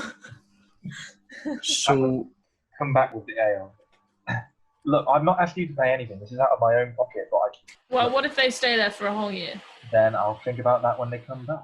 But What if they stay there for 2 years? look, I've got enough. What if they stay there for 3? And I'll have time to make some money, but we have lots of money in the bank. I'm not asking you guys to put anything towards this, but I just couldn't sit by while the world did nothing, while there's potentially something still up there. You know what? We should have told them about the fact that they could send any refugees over to, I can't remember the name of the place. Castle Queen Hardwick. Artemisia's place, yeah. But to be fair, I left there with a bad feeling, so maybe wouldn't have said that. Yeah, also, can I ask slightly out of context? I meant to mention this in the intro, but Kathryn, did you mean to mention Artemisia's daughter to her? No, I didn't. You didn't? Okay. I specifically did not, because she didn't ask, so I figured, why be the bearer of bad news when the person doesn't ask for it? Okay, that's fair. I mean, she knew that we were the only survivors. Yeah. She knew that her daughter was there, presumably. So if she doesn't think about that first, I'm not going to remind her. tell her that her daughter is Well, dead. I just figured if immediately she was like, oh my goodness, you're all refugees from this place that my daughter was, and she's not with you, and you've just told me that everyone else is dead, I'm going to ask you about it, then I'm not going to bring it up. Yeah, she didn't bring it up, so yeah. I mean, she might have been in another group. She might have inferred it. She was like, oh, well, she can make another one. What has this loot done to you, Jess? That wasn't you, that wasn't me! Jess has always been this way. What are you talking about? Although the Dark Loot Saga is going to be, I mean... It's another Juniper in the dark. Yeah. It's when a dark Juniper, like Dark Link, comes out of Yeah. the water, and then you have Just to exactly like, the same. jump, and it jumps on your loot when you try to stab it with your loot. I'll just be like a tricolour corgi instead Mm. of... Okay, so you're in the Strikebreakers Tavern. You're having Mhm. drinks. What's the plan? What sort of time is it? Mid-afternoon, say 3-4 o'clock, ethereal plane time. Yeah. in the middle of a tavern. I Just guess, link arms around the table and just. I guess we go around the back of the tavern or something. Yeah. To a quiet alley. Yeah, finish our drinks. We like rent a room for this. No. Could you make stealth checks for me then, please? My baby. Oh dear. Like, what? Are we getting up on our table and sneaking? Could we not just walk out Well, normally? you're wanting to go into an alley Yeah. behind a tavern in broad daylight. 21. I had to roll twice for disadvantage. I know. Oh. You, even at disadvantage, you still beat Erallur. I have +0. So Are you gonna say like this way? we're going into this alleyway here for stealth reasons. Yes, what did you get? I got a 19. 19. Okay, so collectively that's all right. Erallur, as you're going into the alley, your robe catches on a nail that's poking out of the wall, and there's a brief ripping sound. Very brief. But Juniper, you notice and just hook it off the nail before it actually tears the cloak from her shoulders. Thanks, Juniper. So you walk into this alley. It smells. It's not very pleasant. Oh. Stale ale and slightly rotten food. Juniper, to your nose, it's very, very pungent. The alley itself is a little bit damp and a little bit soiled, but doesn't seem to be anybody who's noticed you, anybody around. Are we ready? Hey, let's do this. Okay, so you link hands. Do you cast the spell? Yes. Okay, so can you roll a D100 for me? Oh Yes. no. That's this one, right? And then another one. Oh, The two. same. Yeah, 2D10. Yeah. That twice. Is this gonna be like the Hitchhiker's Guide shit? Okay, the first one is 60, Okay. and the second one is 90. Okay, so that would be 69. Nice. Nice. Yes, Ed. We end up in the sex dimension, baby. What is that for? Dildos, clearly. So, Oh, Bad it's dragons and focus- dungeons. Oh, hell yeah. you focus on the name Duskleaf, you focus on an area north of Silverymoon, you focus on the Moon Forest, and you all feel this slight jerk just in your bodies as the world seems to shift, and your forms briefly seem to shimmer and smoke seems to cast off them as the world seems to move rapidly beneath your feet. Erallur, you are very familiar with the plane in which you are in. You have made it to the ethereal plane, but you're not used to traveling this rapidly through it. And you eventually rock up just in a small copse of trees, and you can smell just the edge of wood smoke, Juniper, as if it's there and not there. It's almost like an olfactory memory as opposed to the actual smell.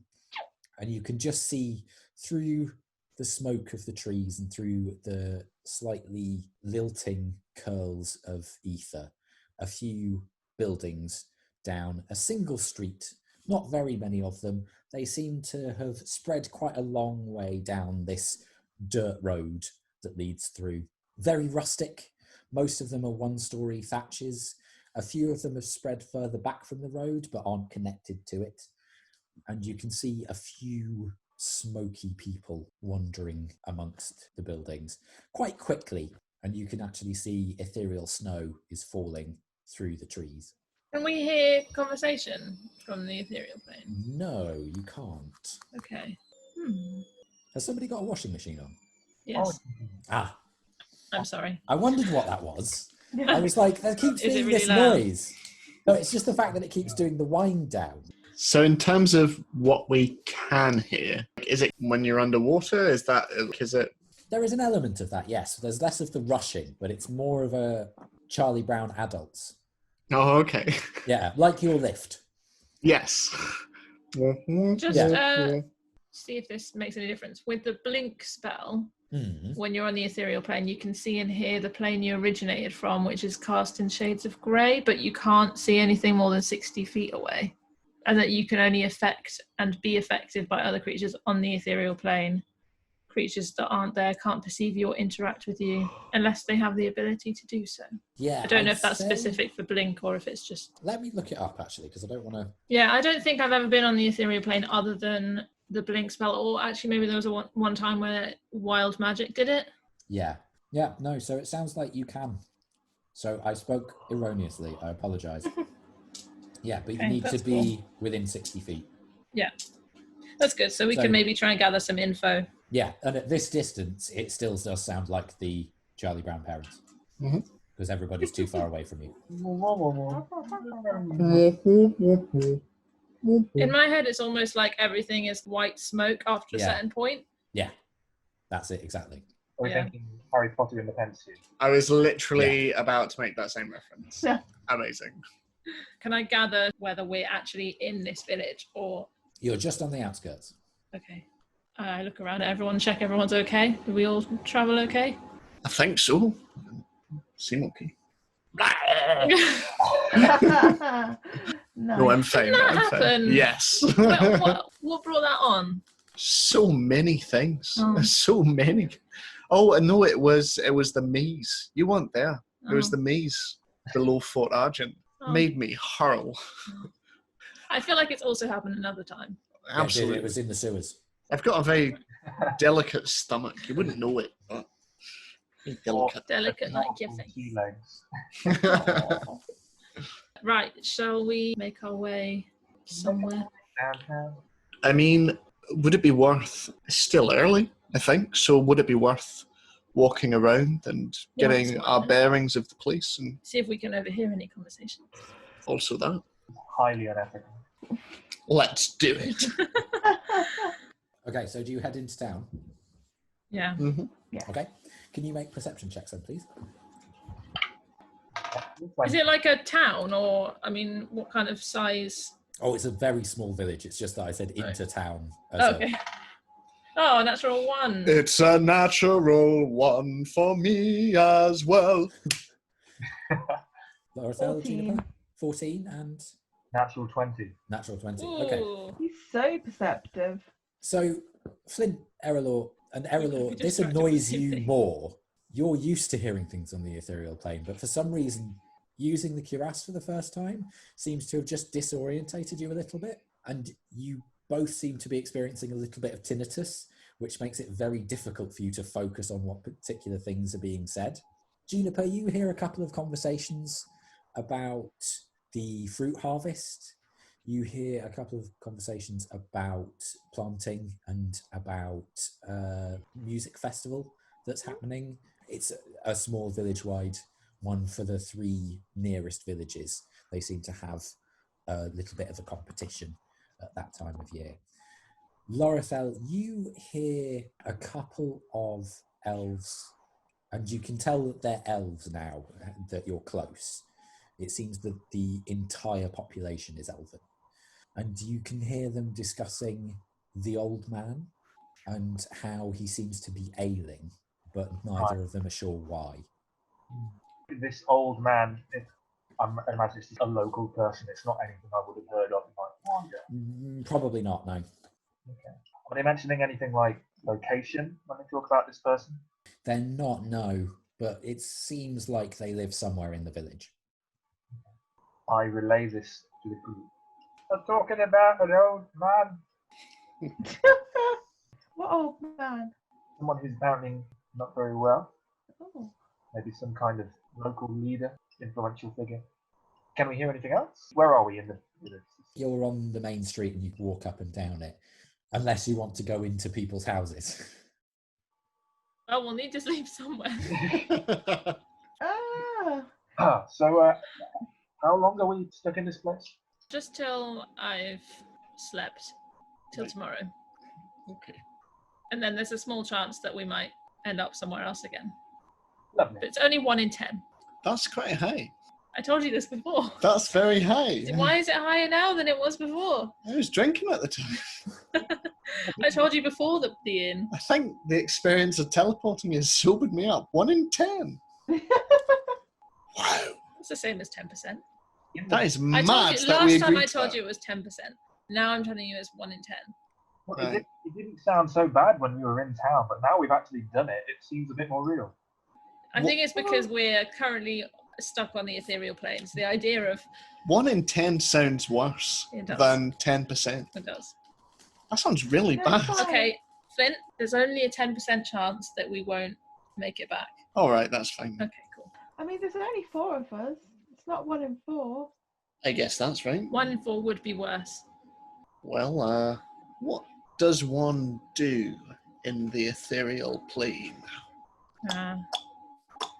We could go to an inn and see if we can hear some conversations about Thelios' legendary legends. Aye, sure. We could do that if we want. Where are we You going could get to some try- ethereal ale.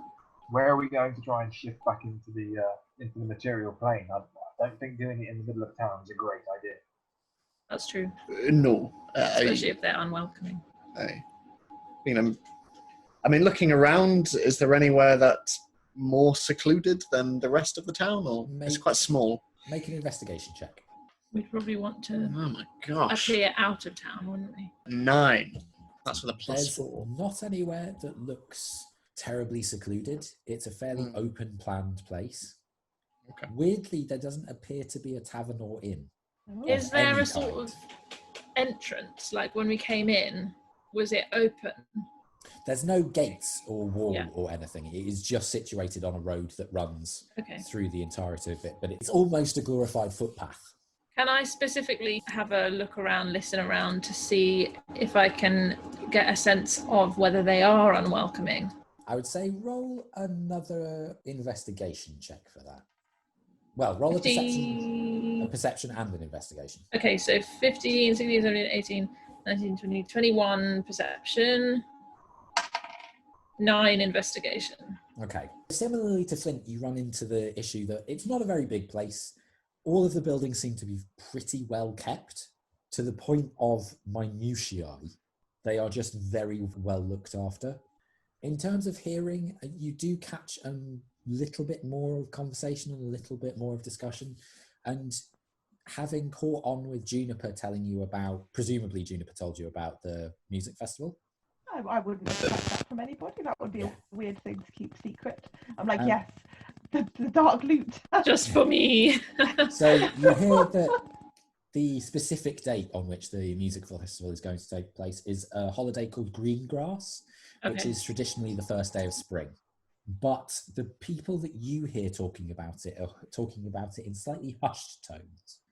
And one of them says, well, I don't see why we have to welcome the other villages. I mean, they consort with common folk. Humans, I hear. And one of the other ones says, well, yes, but, we have to do trade with them sometimes. They offer some things that we are unable to. Well, I don't see why we have to. Their craftsmanship is shoddy. They're disrespectful. They corrupted the old man's son. It's outrageous. What was that last part? They corrupted the old man's son. Okay. There's some out-of-game understanding going on. Yes, there is. Also, Writing. none of us are human, so it's fine. I look human. I'm assuming everyone is elf. Is elf? Yes. Everyone is elf. Everyone is Will Elf. Ferrell from the film Elf. Elf. Santa! That's the old man. So it's just me that they probably wouldn't like very much. But I have I spells. don't know, elves and dwarves. But I have spells to teach them. I have spells for that. I have alter self. Or I could use suggestion on everyone and be like, Alters. you perceive me as elven. You perceive us all as elven. Okay. I obviously tell anyone who didn't hear that. So perhaps our plan of action for tomorrow is to come back to the plain outside of the village so that we can enter officially with permission. We make sure we're very, very respectful. Maybe before we do that, we find out what happened with this old man. And we offer something that they can have in return for letting us in. It seems like they may be potentially open to trade with people they don't like. Hopefully the name of Thelios will gain us entry. But if not, we might need to just be very, very, very polite. I look at Flint. Oh, it's my speciality. I'm lovely. I'm like a big cuddly teddy bear With teeth. with teeth. And he I was smells about to quite say a that. What was that? Nothing. Did you say a smell? No?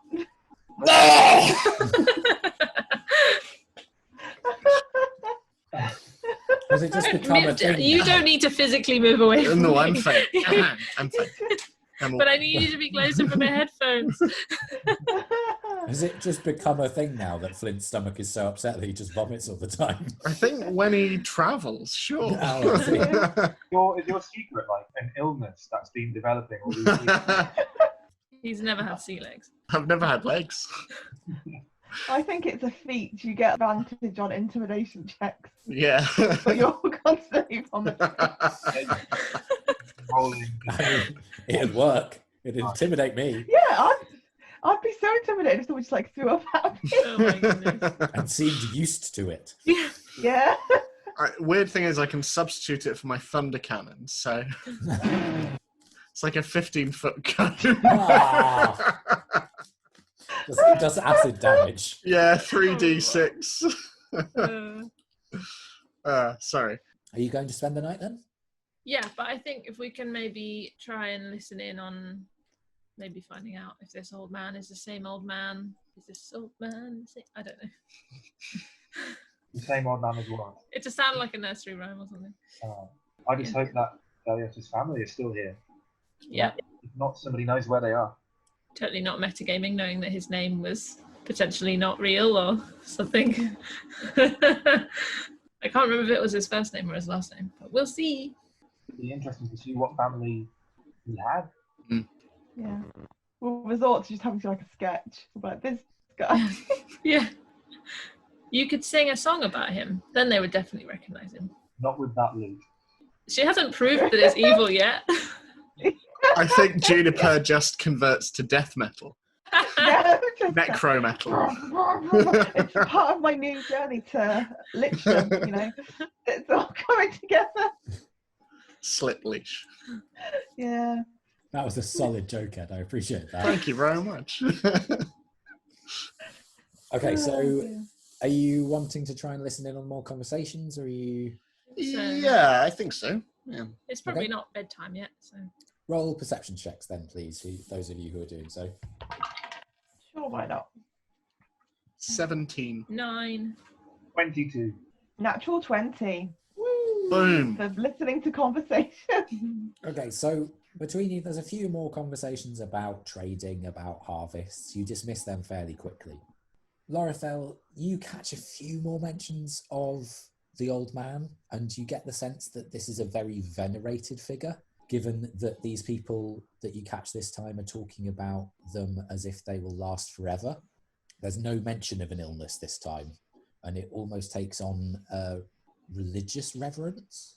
Juniper, you catch the mention of a particular name, again said in hushed tones, but it comes out, and it's not one you recognize, but it's Duvaina. Duvaina. Is that the old man's name, or is it just another It name? seems to that's be. being- Yeah.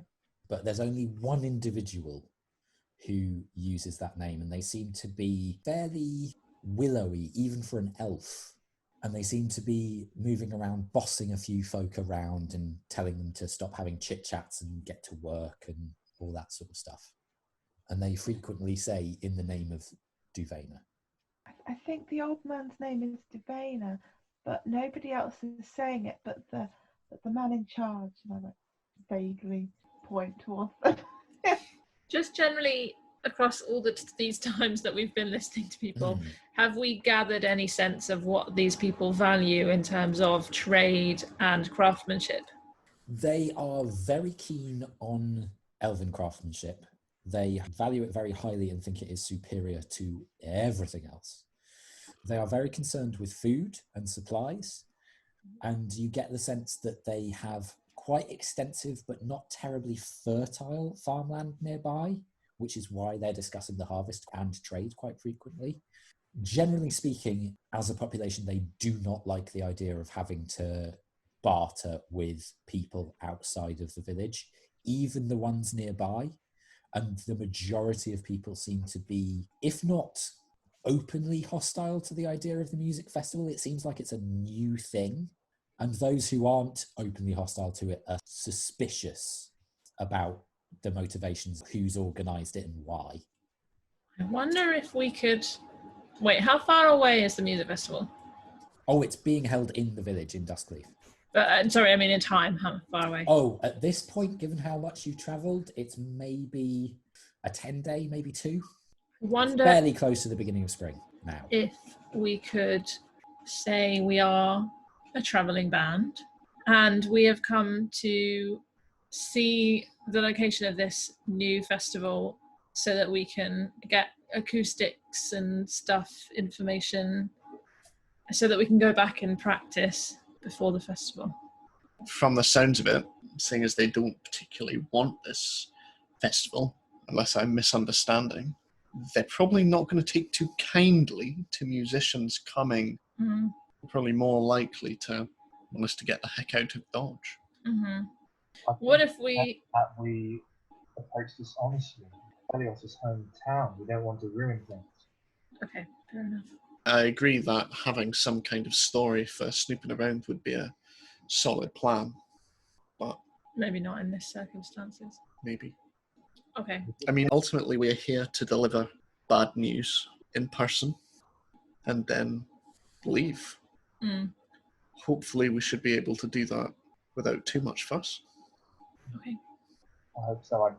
I don't want to cause any sort of trouble while we're here. Yeah, that sounds very sensible. Okay, in that case, shall we find somewhere to rest? Nice. Hey. I think we probably best not sleep in someone's house. Well, I mean, presumably this village is in the forest, isn't it? So we could Yeah. just go to the tree line a little ways. Yeah, you could do. Does the ground feel the same? Is it like... There's a slightly spongy quality to it. As if you're on mud that had rain maybe 3 days ago, but it's not wet. Okay. Sounds pretty sleepable. Yeah. So you just settle in the trees. I flop onto my back and wriggle myself down into the ground a little bit just to test this wet mud theory. And yeah, it's not wet at all. It's slightly disconcerting. You've never really slept on a surface like it. Okay. For a real world equivalent, it's almost like sleeping on memory foam. Nice. Yeah, I'm snuggling into that. What's the temperature like here? Do we need a campfire?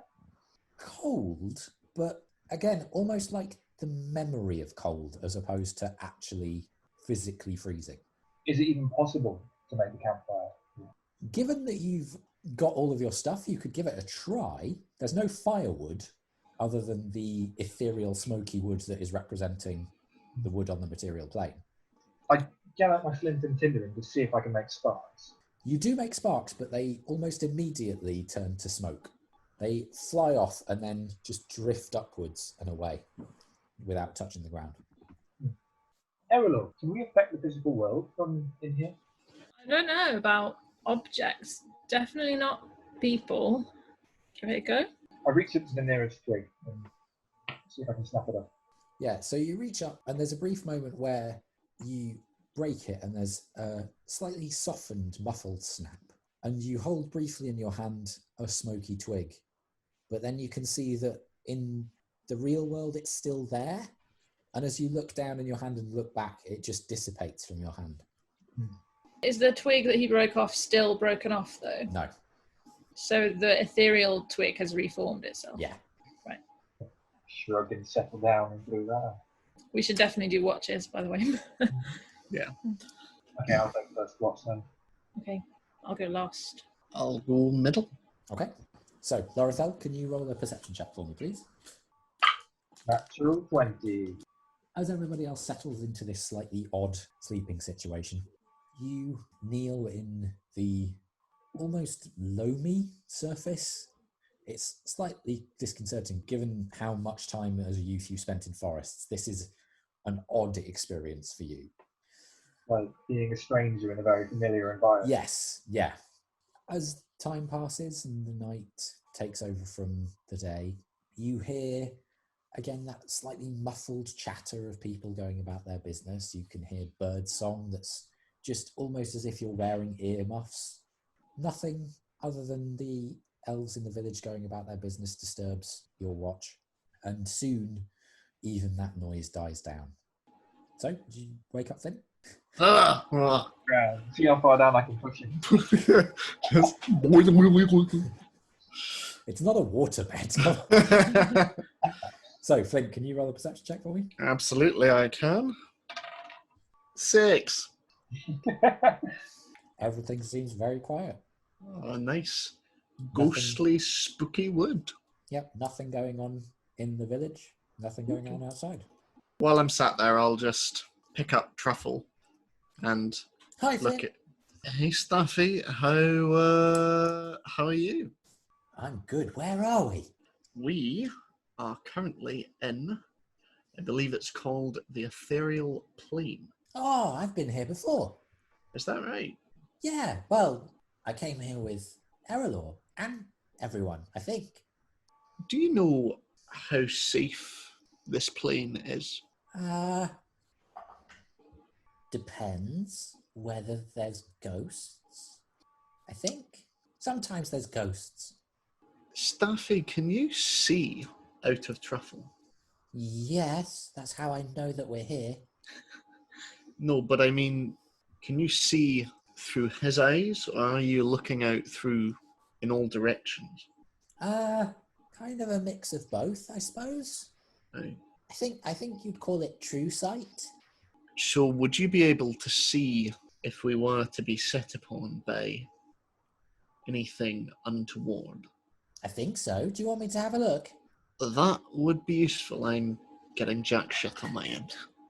Doesn't seem to be anything nearby. Okay, that's good. I mean, other than the sleepy elves. Sure. Although, I suppose, actually, most of them, now that I focus, they're meditating rather than sleeping. Aye. Stuffy, how are you doing? It's a little strange not being a staff. I've been it for quite a long time, I think. But now I'm sharing the space with this truffle. That's his name. Seems okay. So, the staff's powers, Hmm. do you still possess those? Or Let me check. I sort of gently place truffle on the ground with my fingertip just touching in case I need to pull it away. No, I don't think I do. Right. So why do you think that is? What was that? No, I definitely don't. Do you think you need a staff to Well, work? I think it might have been the weave of the staff. You know, like it was. I was the personality, but I wasn't the source of the power. I don't really know how to explain it. I don't really know how I was made. I don't really know who made me. Well, I was about to ask, do you know what you are? Staffy. Right. Staffy, what would you like to be? Helpful? No, but like, I'm a dwarf. Lor'athel is an elf. Juniper is a fey corgi. What would you like to be? Erallur's an Azamar. Do I know what an Asmar is? Roll a history check. 10. You've heard the name vaguely. Mm-hmm. You're not really sure what it is. Presumably in context it would mean that she's a different race, but you're not sure what the specifics of that might mean. I think I was a human. Mate, would you like to be that again? Oh, I don't know. I've been alive for longer than a human, I think. So maybe not. They die quite quickly. They do. You said Azamar. What's an Azamar? It's an angel person. Really? Yeah. And you think that's what Erallur is? I think so. They're descended from Celestials somewhere in the bloodline. Like tieflings, but the other way around. So you're telling me that Erallur's mother or someone else? Maybe further down the line. Do you reckon the thing that you were trapped with below Fort Argent? Oh, maybe. I don't know. She was mean, though. Well, not all gods are. Well, look, if we have the chance to give you a body that you'd like, I can be fairly certain that we'd do our best to try and make that happen for you. Ooh. If you wanted. My own arms and everything. If you wanted, you could hold legs. your own. Yes. Ooh. And you could hold your own staff if you wanted. That feels strange. I'm not sure I'd like to do that. A little bit like self-love, is that what you mean? I'm not sure what that means. You'll find out if you get a body. You'll find out. Okay. Well, good chat. And I go and wake up Erallur. Okay. Erallur, can you make a perception check, please? Okay. Also, as I'm walking past her, I put truffle in her hand and go, in case you want some company. Hi, Erallur. Hi, Stuffy. Missed you. I missed you too. How are you getting on with Flint? He seems nice. He offered to make me a body. Wow. He said I could self-love myself. Of course he did. What does that mean? I'm not entirely sure. I didn't know either. He's very cryptic. Probably best to forget about it for now. Okay. But I hope he does that. That would be nice.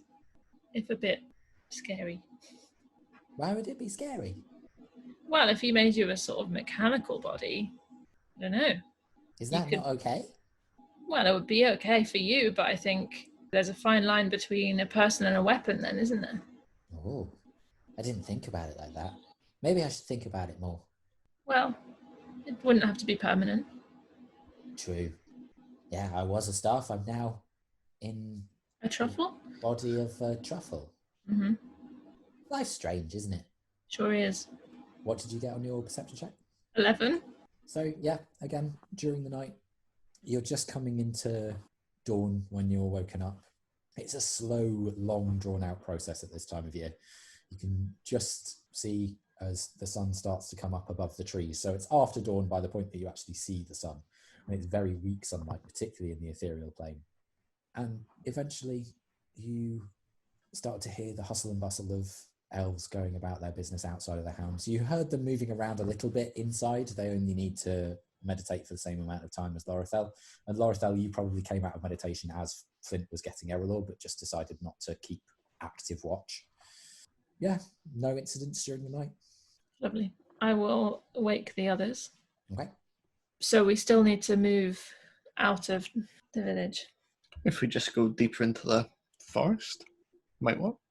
Yeah, I'm thinking the more public, the better. As in, so we don't look like we're approaching from the side, you know. Maybe. You said there was a path down the middle. Yeah. So I guess if we head down that path. Yeah. Yeah, if you headed south down that path, that'd probably do what you wanted to. Cool. Okay. So you head down the path and cast plane shift again. Are we ready? Hey, let's do it. Okay. Could you roll another D100 then, please? Yeah. Realm of fire. Realm of fire. Well, presumably if it's in the 10%, we then have to roll again to Tartarus. see what plane it is. Yeah. What is that? No. Oh no, it's a 0.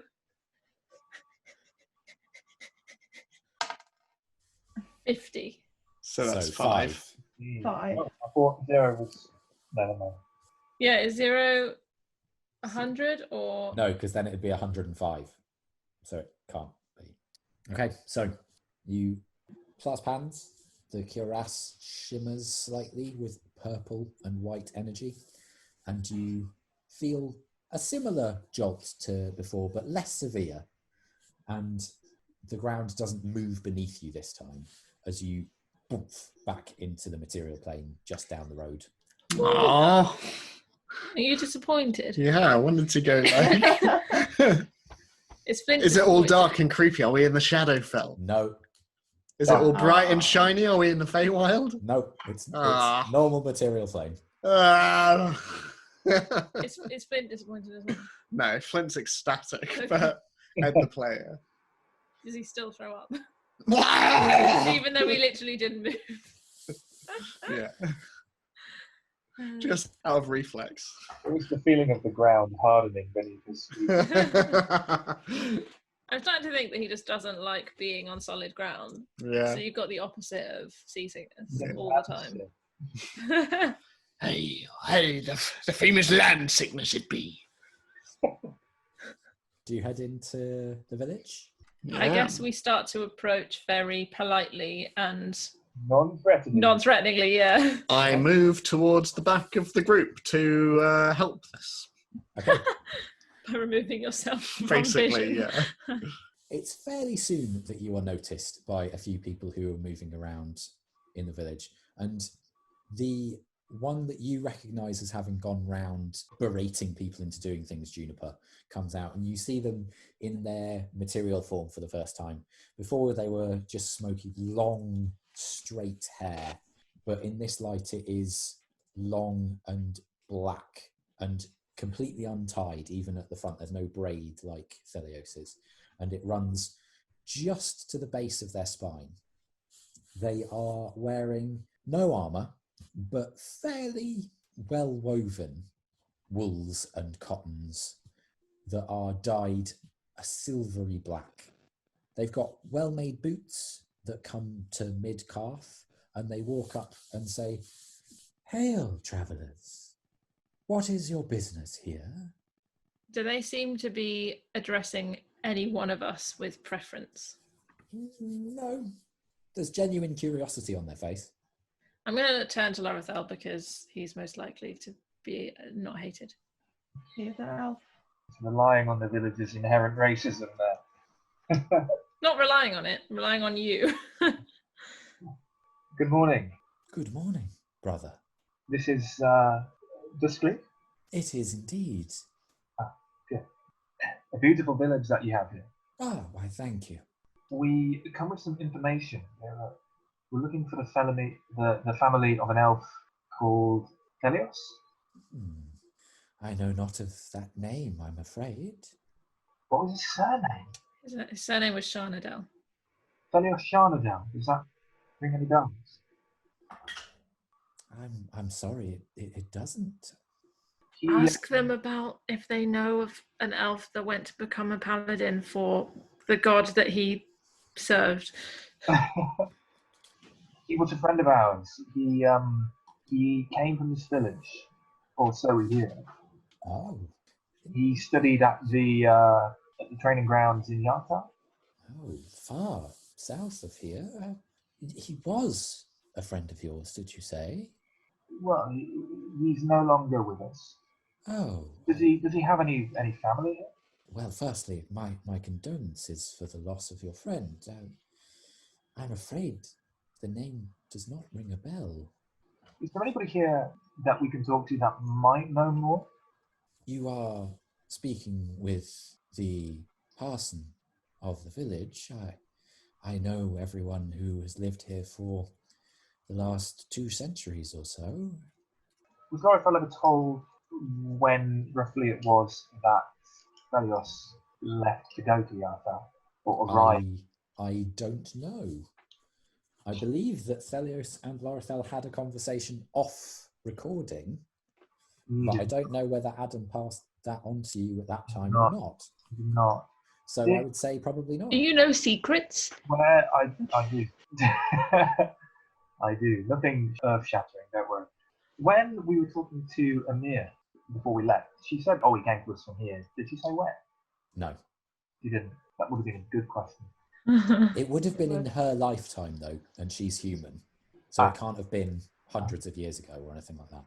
And she's not old, is she? No, she's approaching middle age. Yeah. It would have been an elf that must have left here no more than 40, 50 years ago. You're sure that it was Duskleaf? As far as we've been told, and then I give a rough description of him.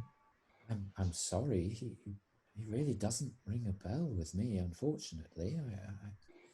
I am deeply sorry. Perhaps try Starbark or Moonvines. Those are the other villages within the Moonwood. Perhaps there was a mistake in the information that you were given. Well, thank you for your time. Sorry to bother you. You're very welcome. I bid you safe travels. We wander away from him slightly. Juniper, you mentioned a name that you heard repeated yesterday when we were listening. What was that name? Devane and that name. Yeah, it was Juniper that heard it, wasn't it? Yeah, it was Juniper, yeah. I think my connection's being a bit funny. Everybody's just gone like, bleh. Oh, okay. No, we've just been doing that. Oh, have you? Ma! You were just all ordered that on cue, I guess. Yeah. Maybe we can find this Devane person, maybe down the moon. They sound important. The impression I got was that it was some kind of religious figure, Devana. I think it was both. I think it was the old man and a religious figure. Do you think that they're real? They said something about the old man not being the same. Mm-hmm. Do you think this will help us find Thelios' family?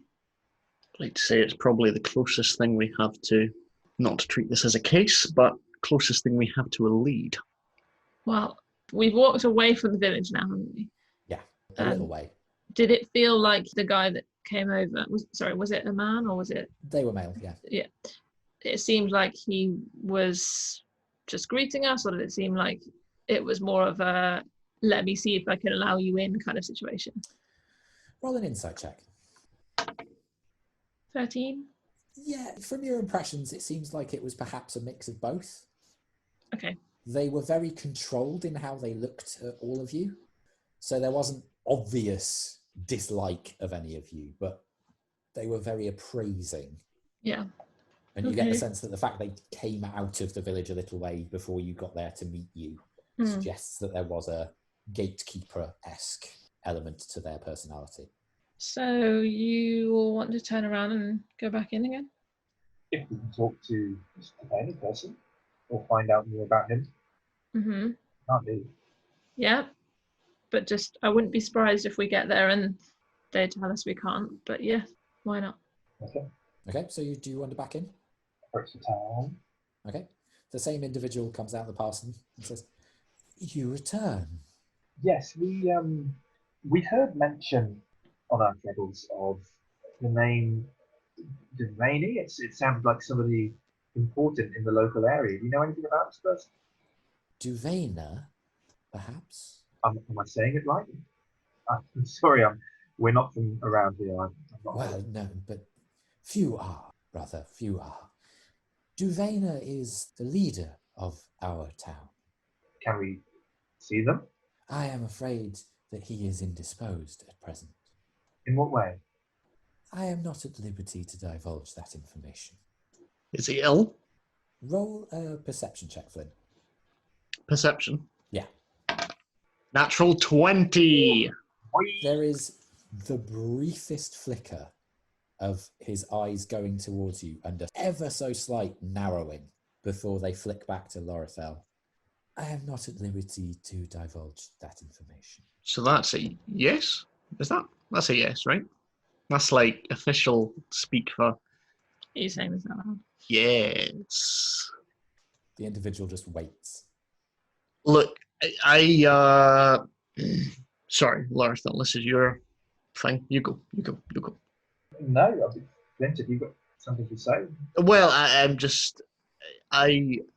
that sounds like, especially if he's a leader of some kind, sounds like it could be problematic for you. And we're looking into finding the family of a very dear loved one. And this is closest we've found to tracking them down. So the only reason I bring it up in my, I apologise for my brusque manner, but we would very much like to find our friend's family. I appreciate that. What was your name? Flint, was it? Flint Hookbeard. Flint. I appreciate your apology. There is no need, but I would like to help. But as I said to Lor'athel, I am not familiar with the names with which you have provided me, and to tell you the truth, and they lean down towards you to speak quite closely, not intimidating, but in a conspiratorial, inviting tone, more inviting than they've been previously. We are trying to keep secret the fact that the old man is unwell. He has been fighting this illness for a month or so now, but we are hoping that the spring will revive him. But if we allowed more people within the village to know, we fear it could create a panic. Well, I mean, you're talking to people who are very good at keeping secrets. Please keep your voice down a little. Of course. How did this illness start? A winter chill. Anyone else have this winter chill, or just this old geezer? More respect, if you please. He is a very dear figure to us. Sorry. No, he caught it at one of his presentations to the village, and we thought that it was just a cold, but he is significantly older than most of us, and thus some illnesses affect those with more years upon them more aggressively from time to time. How old is he, if you don't mind me asking? Oh, well, I don't actually know. There is a little mythology around the individual. Some believe, and they are very welcome to the belief, that he is well over 1,000 years old. 1,000? Most elves live not quite to that age, or at least they start to accumulate memories of their previous lives, but he is a singular man. I'm aware if that's true, that's a good age. I do not presume to speculate on his true age. Look, we don't mean any disrespect. I appreciate we do have healing magic and other healing methods. As do we, my brother, but unfortunately, our beliefs do not allow for outside intervention. Would they allow for some outsiders who may have known somebody from the village to pay their respects to this gentleman? As I have stated, the old man is indisposed and unable to see visitors at this time, and as much as it upsets me to say so, I do not know this Thelios.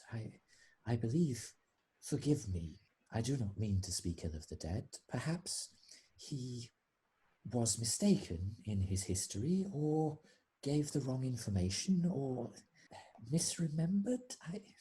Do I'm we sorry. believe him? Yeah, Roll an insight check. genuine.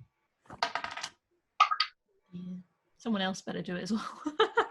I'm Uh, already, yeah. 12. 8. Seems very earnest, very apologetic, very respectful, but there is a slight firmness in the rebuttals that they're giving.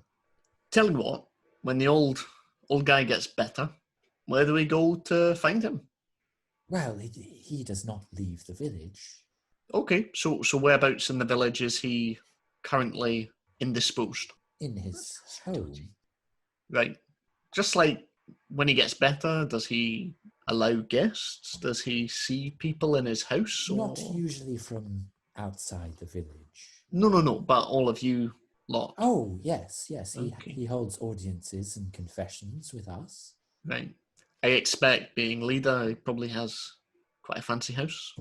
No, he lives modestly. All right. More modestly than anyone else, do you say? Or Well, we all live quite well, as you can see. Aye. Okay. Well, cool. What do you all think? I think we should inquire at some other villages. Thank you for your time.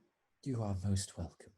Could you just advise us on how far away? What were their names? Moonvines and Starbark. Yeah. Oh, they are not far. Moonvines is 3 miles to the north, and Starbark is perhaps 4 miles to the west. Okay. We form something of a triangle. And have you heard of any member of either of these villages going to train as a paladin I anywhere? have not. We are not as friendly with the other villages as I would like. Okay. Thank you. You're very welcome.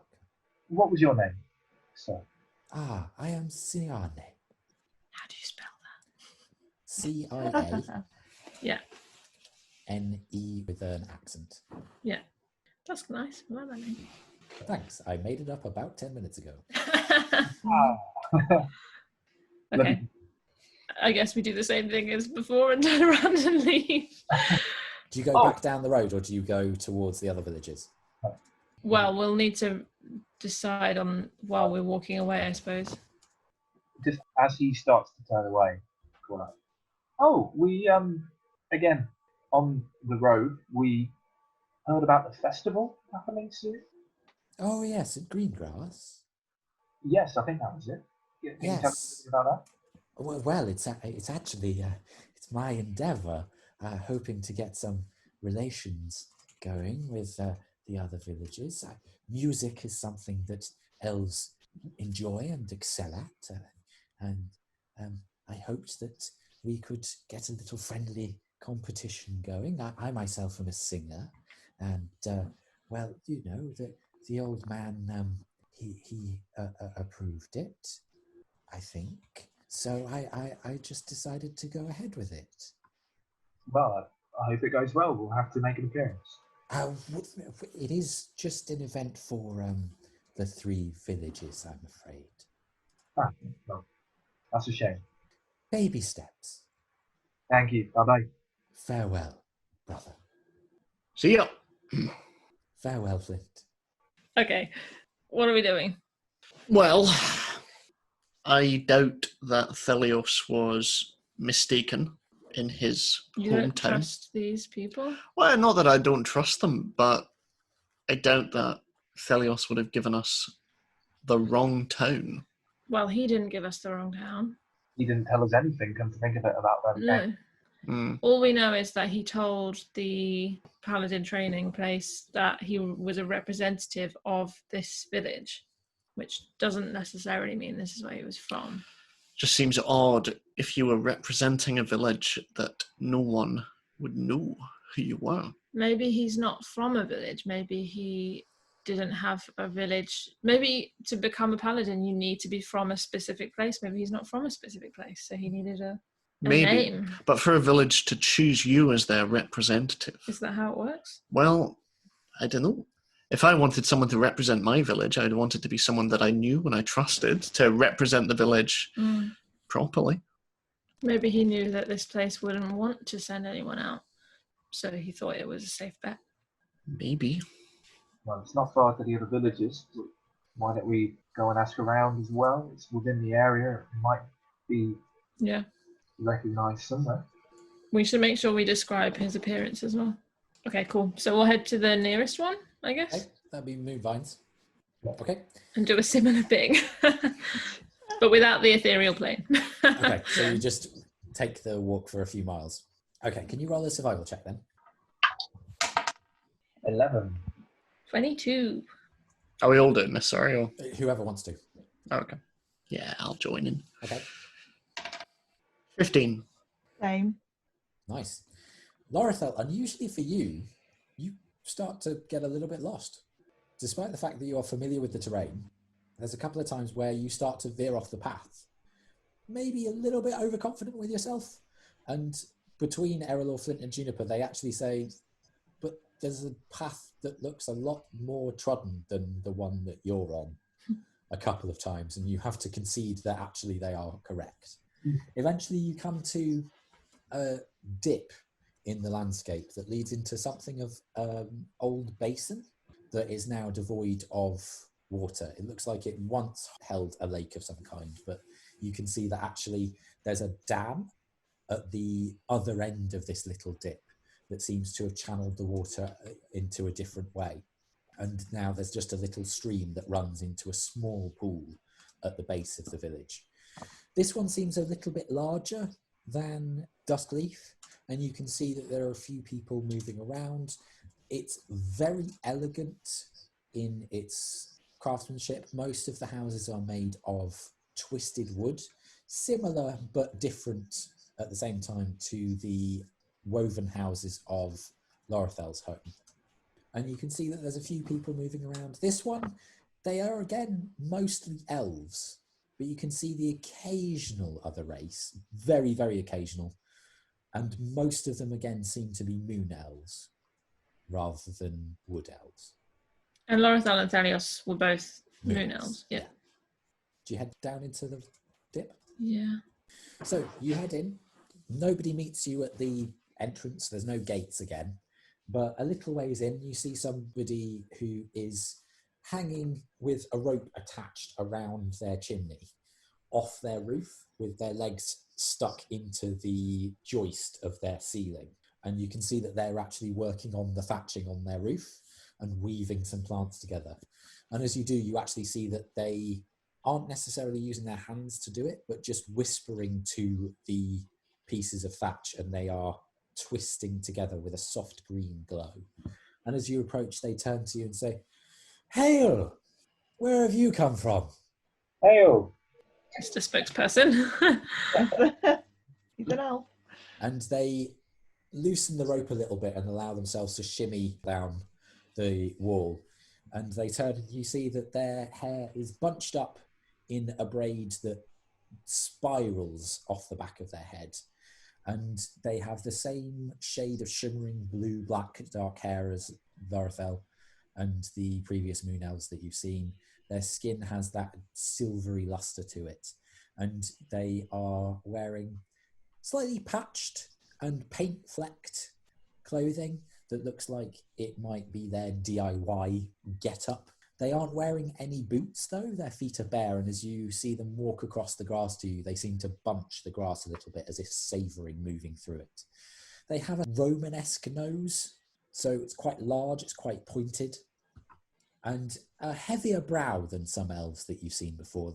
features are less elegant, suggesting there may be some human blood in their ancestry somewhere, but they're not a half-elf. And they look at you and say, "So, what brings you here?" We're travellers from Yartar. We've come in search of the family of his friends. We Oh, come believe quite that away. we've come quite far. It's a very important matter, actually. I wonder if you might be able to help us. And then I give a description of Thelios along with his name. Do you know this person? Sadly, I don't. I'm not really the person to ask. I only moved here 10 years ago or so. I could tell you what, if you go 2 streets down, take a right towards the centre of town, you'll find the mayor there. They could probably tell you, although they've not been in office that long. They should have access to records. Records would be useful. Thank you. We'll give that a go. Thank you. Not a problem. Good luck. That's some nice work you're doing up there. Oh, well, I was called Vine Speaker once. Now I talk to roofs. It's honest work. And I love the style. It reminds me of home. Ah, glad to remind you, I hope. Okay. Okay, do you walk towards where they directed you? Yes. As we're going, I turn to the group and go like, just because I'm the only elf, I don't have to be the only one to talk to other elves. No, you do. You're doing really well, Lor'athel. We're so proud of you. I think we just don't want to accidentally stumble into another racist village, so you can do the initial talking. Okay, so you go towards the centre of town. All of the houses are differing in style, more so than the other village.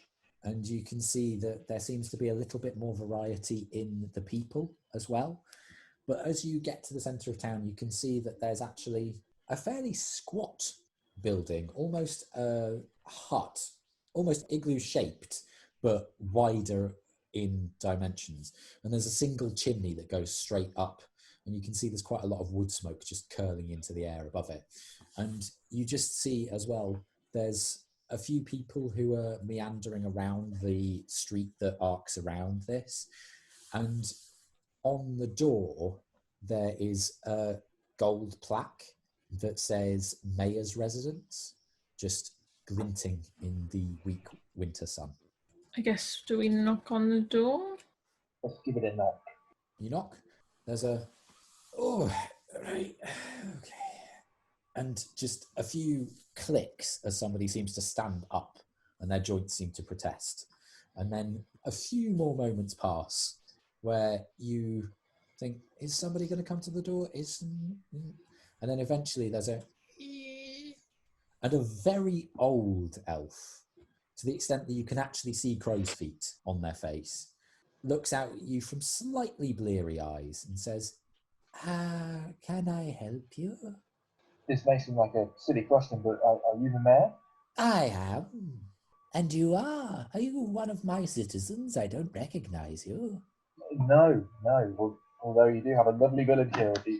Oh, most kind, most kind. We come from Yartar. Oh. Actually, wondering if you can help us locate somebody. I dare say I could try. We were told that you might have records as well. I do. Yes, this room is mostly records. Maybe possibly have a look at them, or even ask Well, you. what person are you looking for? Did they come from here? Well, we don't know exactly. We think they might have come from this forest. I see. And then I give the description again. Oh, well, I can't say I recognize them, I'm afraid. I've only been mayor for a short time. I've lived here most of my life, though. I have gone beyond the environs a few times in my youth, Us elves get the wanderlust from time to time, but Sharnadel, you said? Yes. All right, well, perhaps we should look under both Sharnadel and Moonbrook, in case somebody put it under the common name instead. We could give that a go. I tell you what, why don't you look under M, for Moonbrook, and I'll look under S for Sharnadel, and then we can compare notes. Yes. All right, so M is, if you take the stairs up the chimney, you can see, just, how are you with smoke? Fine, as far as I know. All right, just, try to be, if you feel yourself coughing, come down. So M is up there, and S is over in that corner. So yes, let's go and have a look, shall we? Should I look for Thelios? You can certainly try, yeah. I'll find T. Okay, so can you roll investigation checks then, please? 8. Natural 20. Oh, Okay. The smoke is a little bit thick, but the chimney is quite wide, and the staircase does read on the outside of it, so it's not too bad because the dynamics of the room seem to funnel the smoke quite quickly. This is fine. Unfortunately, there's no sign of any of those names. And the mayor comes back to you and says, I'm terribly sorry. They don't seem to have lived here at any point. There's no record of any Sharnadel. do you remember anyone going to be a paladin in Yartar? Can't say I do. I'm so sorry. No. You don't have records for any of the nearby villages, do you? No. They're quite protective. Why do you think that is? Duskleaf are less accepting than we. Moonvines, they just prefer to look after their own business. They're very nice people, but, don't prefer to look after their own information. Can't say I blame them. We don't give out this sort of thing to any Tom, Dick or Harry, unless they come asking for specifics. I suppose we better try Moonvines then. So fine. Good luck to you. I'm sorry I couldn't offer you more help. Forgive my impertinence, but we were in Duskleaf not too long ago. Oh. Not too long ago, literally this morning. Walking time. We were told there that the 3 villagers in the area didn't get along. There's some bad blood there. Duskleaf more to blame than any. They seem to be trying more now, but they've been very insular for some time. What do you know about their leader? The old man? Not much, I must confess. He keeps to the village and keeps to himself, and his followers certainly keep to themselves about him. Do you know if he had any family? I don't, I'm afraid. As I say, the information about him is sparse. Well, thank you for your time. You're most welcome.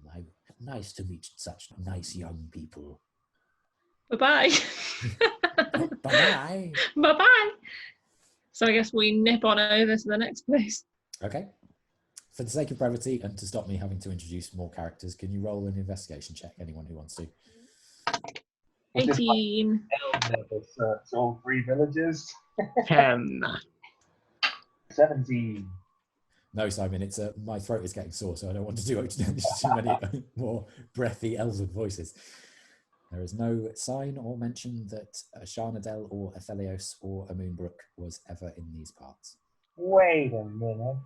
Well, this just confirms my ever-growing theory that he was just a con man. Wait, I thought you said that he wouldn't have lied. I don't think that anymore. Lor'athel, when you had your secret conversation with him, You do not know about that. I definitely don't remember myself or my character. What did you learn? You cannot ask that question. Okay. I don't even remember when it was. Because you wouldn't have known. Okay. It was around like episode 21 or something. Oh, okay. So, yeah. I don't even know what Thelios really said. Yeah. It was in the sewers. The Great Sewer episode. Okay. Which one? Okay. Well, I suspect it's probably time to find somewhere to rest. Should we just rest on the road? I don't know, the ethereal plane was quite comfy. You want to take that 1 in 10 chance? Sorry, one 10%. 10% chance. You know what? For my memory foam ground, I'm almost tempted. The thing is, we've already taken 2 10% chances. We'll be taking another 2 10% chances. Yeah, we've got, Which is like we've got 8 4 more. out It's of fine. 10. Yeah, no. It resets to 10% every I know. time. That's not how probability works. I know.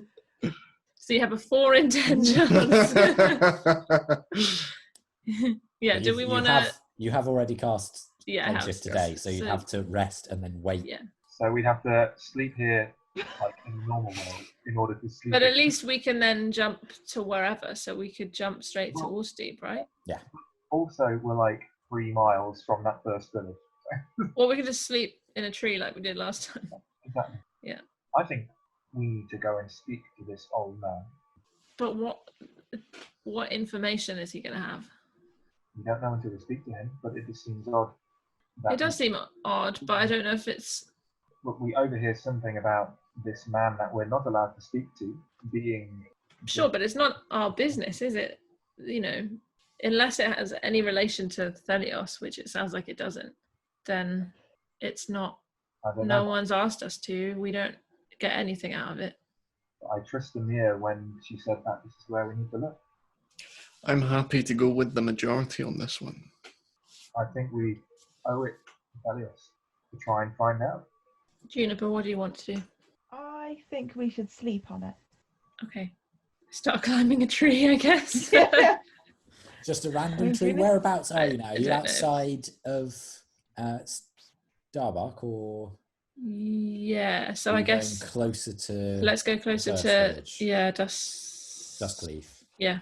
Okay. So you're slightly north of Duskleaf. Okay. Yeah? Yeah. Okay. So you're climbing a tree. Well, we slept in a tree last time, didn't we? Or was it just you that slept in a tree? I don't know. Just want to sleep on the road, I guess. Yeah? Like, in the safest way possible. Okay. That's fine. So who's taking first watch then? I'll take first watch, and I suggest that whoever is on watch keep Truffle with them. Good idea. Right. Okay. I'll go last again. Do you want to take middle then, Lor'athel or Juniper? So I take last one this time. Erallur Okay. said she'd take I'll last. take but- middle then. Yeah. I'll take the It just, considering you only need 4 hours, I just thought best not, because then I'm going to be only getting, well, I'll have to wake up halfway through. Yeah, it still counts as a full rest though. Okay. Yeah, I'm fine doing whatever then. Okay, so Flint, can you make a perception check then, please? Sure can. 4. I also rolled a 4 for Starfy/Truffle. Huh. So Stuffle. you again hear the bird song of the dusk chorus as birds are moving around. You can hear starlings, and there's quite a large flock of them that twist and turn above the tree line. Other than that, there's a couple of sniffles and honks that you think is probably some wild pigs looking for truffles. Ace. But they're looking for actual truffles as opposed to your truffle. Okay. Nothing else? Okay. I'll go wait the next. That's me. So, Erallur, do you take truffle? Yeah. Hi, Erallur. Hi, Starfy. We heard some pigs. Pigs. Yeah, Okay. That sounds safe. think so. Should we look for anything Trouble. else? Yeah, let's look for trouble. Yeah, let's roll a perception check. 4. But 4 plus 6, so... So 10. Yeah. Okay. So around midnight, as you're holding and swinging your head from side to side, scanning, you just feel the ball of truffle in your hand almost flick to the right, and it seems to point the beak to a particular house. And you just see a greenish shimmer as something moves around a corner. You just miss as it moves around the corner. But Starfy goes, "What was that?" So it's gone now. Seems to have moved out of sight. I don't know. How far away was it? You're probably 200 yards from the village. Would you say that's fair? Yeah, Or a bit further? It depends where you picked. that's fine. Yeah, so within 200 yards or so. Would Lor'athel have had his full meditation by now? Not quite. I'm just going to keep an eye. Okay. Roll another perception check. 12. Okay. This time, Starfy doesn't seem to notice anything, but you, having kept an eye on there, you see as a green shimmer seems to show on a wall of a particular house, just before a figure walks through that wall. The figure is of an elven woman with long braided hair that runs over her shoulders, quite wavy, but in a few braids, one of which runs over her forehead, the others down in front of her shoulders. She's wearing a simple dress, homespun, that cuts off just below the knees. You can see that her eyes are blank black hollows, and in her chest, beneath the clavicles, in the sternum, is a wound, and she floats just off the ground around this house. And that's where we're going to leave tonight's session. Ghosts! It's a spooky ghost! Oh dear. So, Oh dear. thank you very much for playing, folks. I hope you enjoyed it. Sorry if it went a little bit longer than I expected it to, It but was very long. I know. My shoulders hurt. I'm so sorry. But I wanted to get to the ghost. Thank you very much for listening. Like, subscribe, all that good stuff. Everybody wants to say bye. Say bye. Goodbye. Goodbye. Bye. Spooky bye.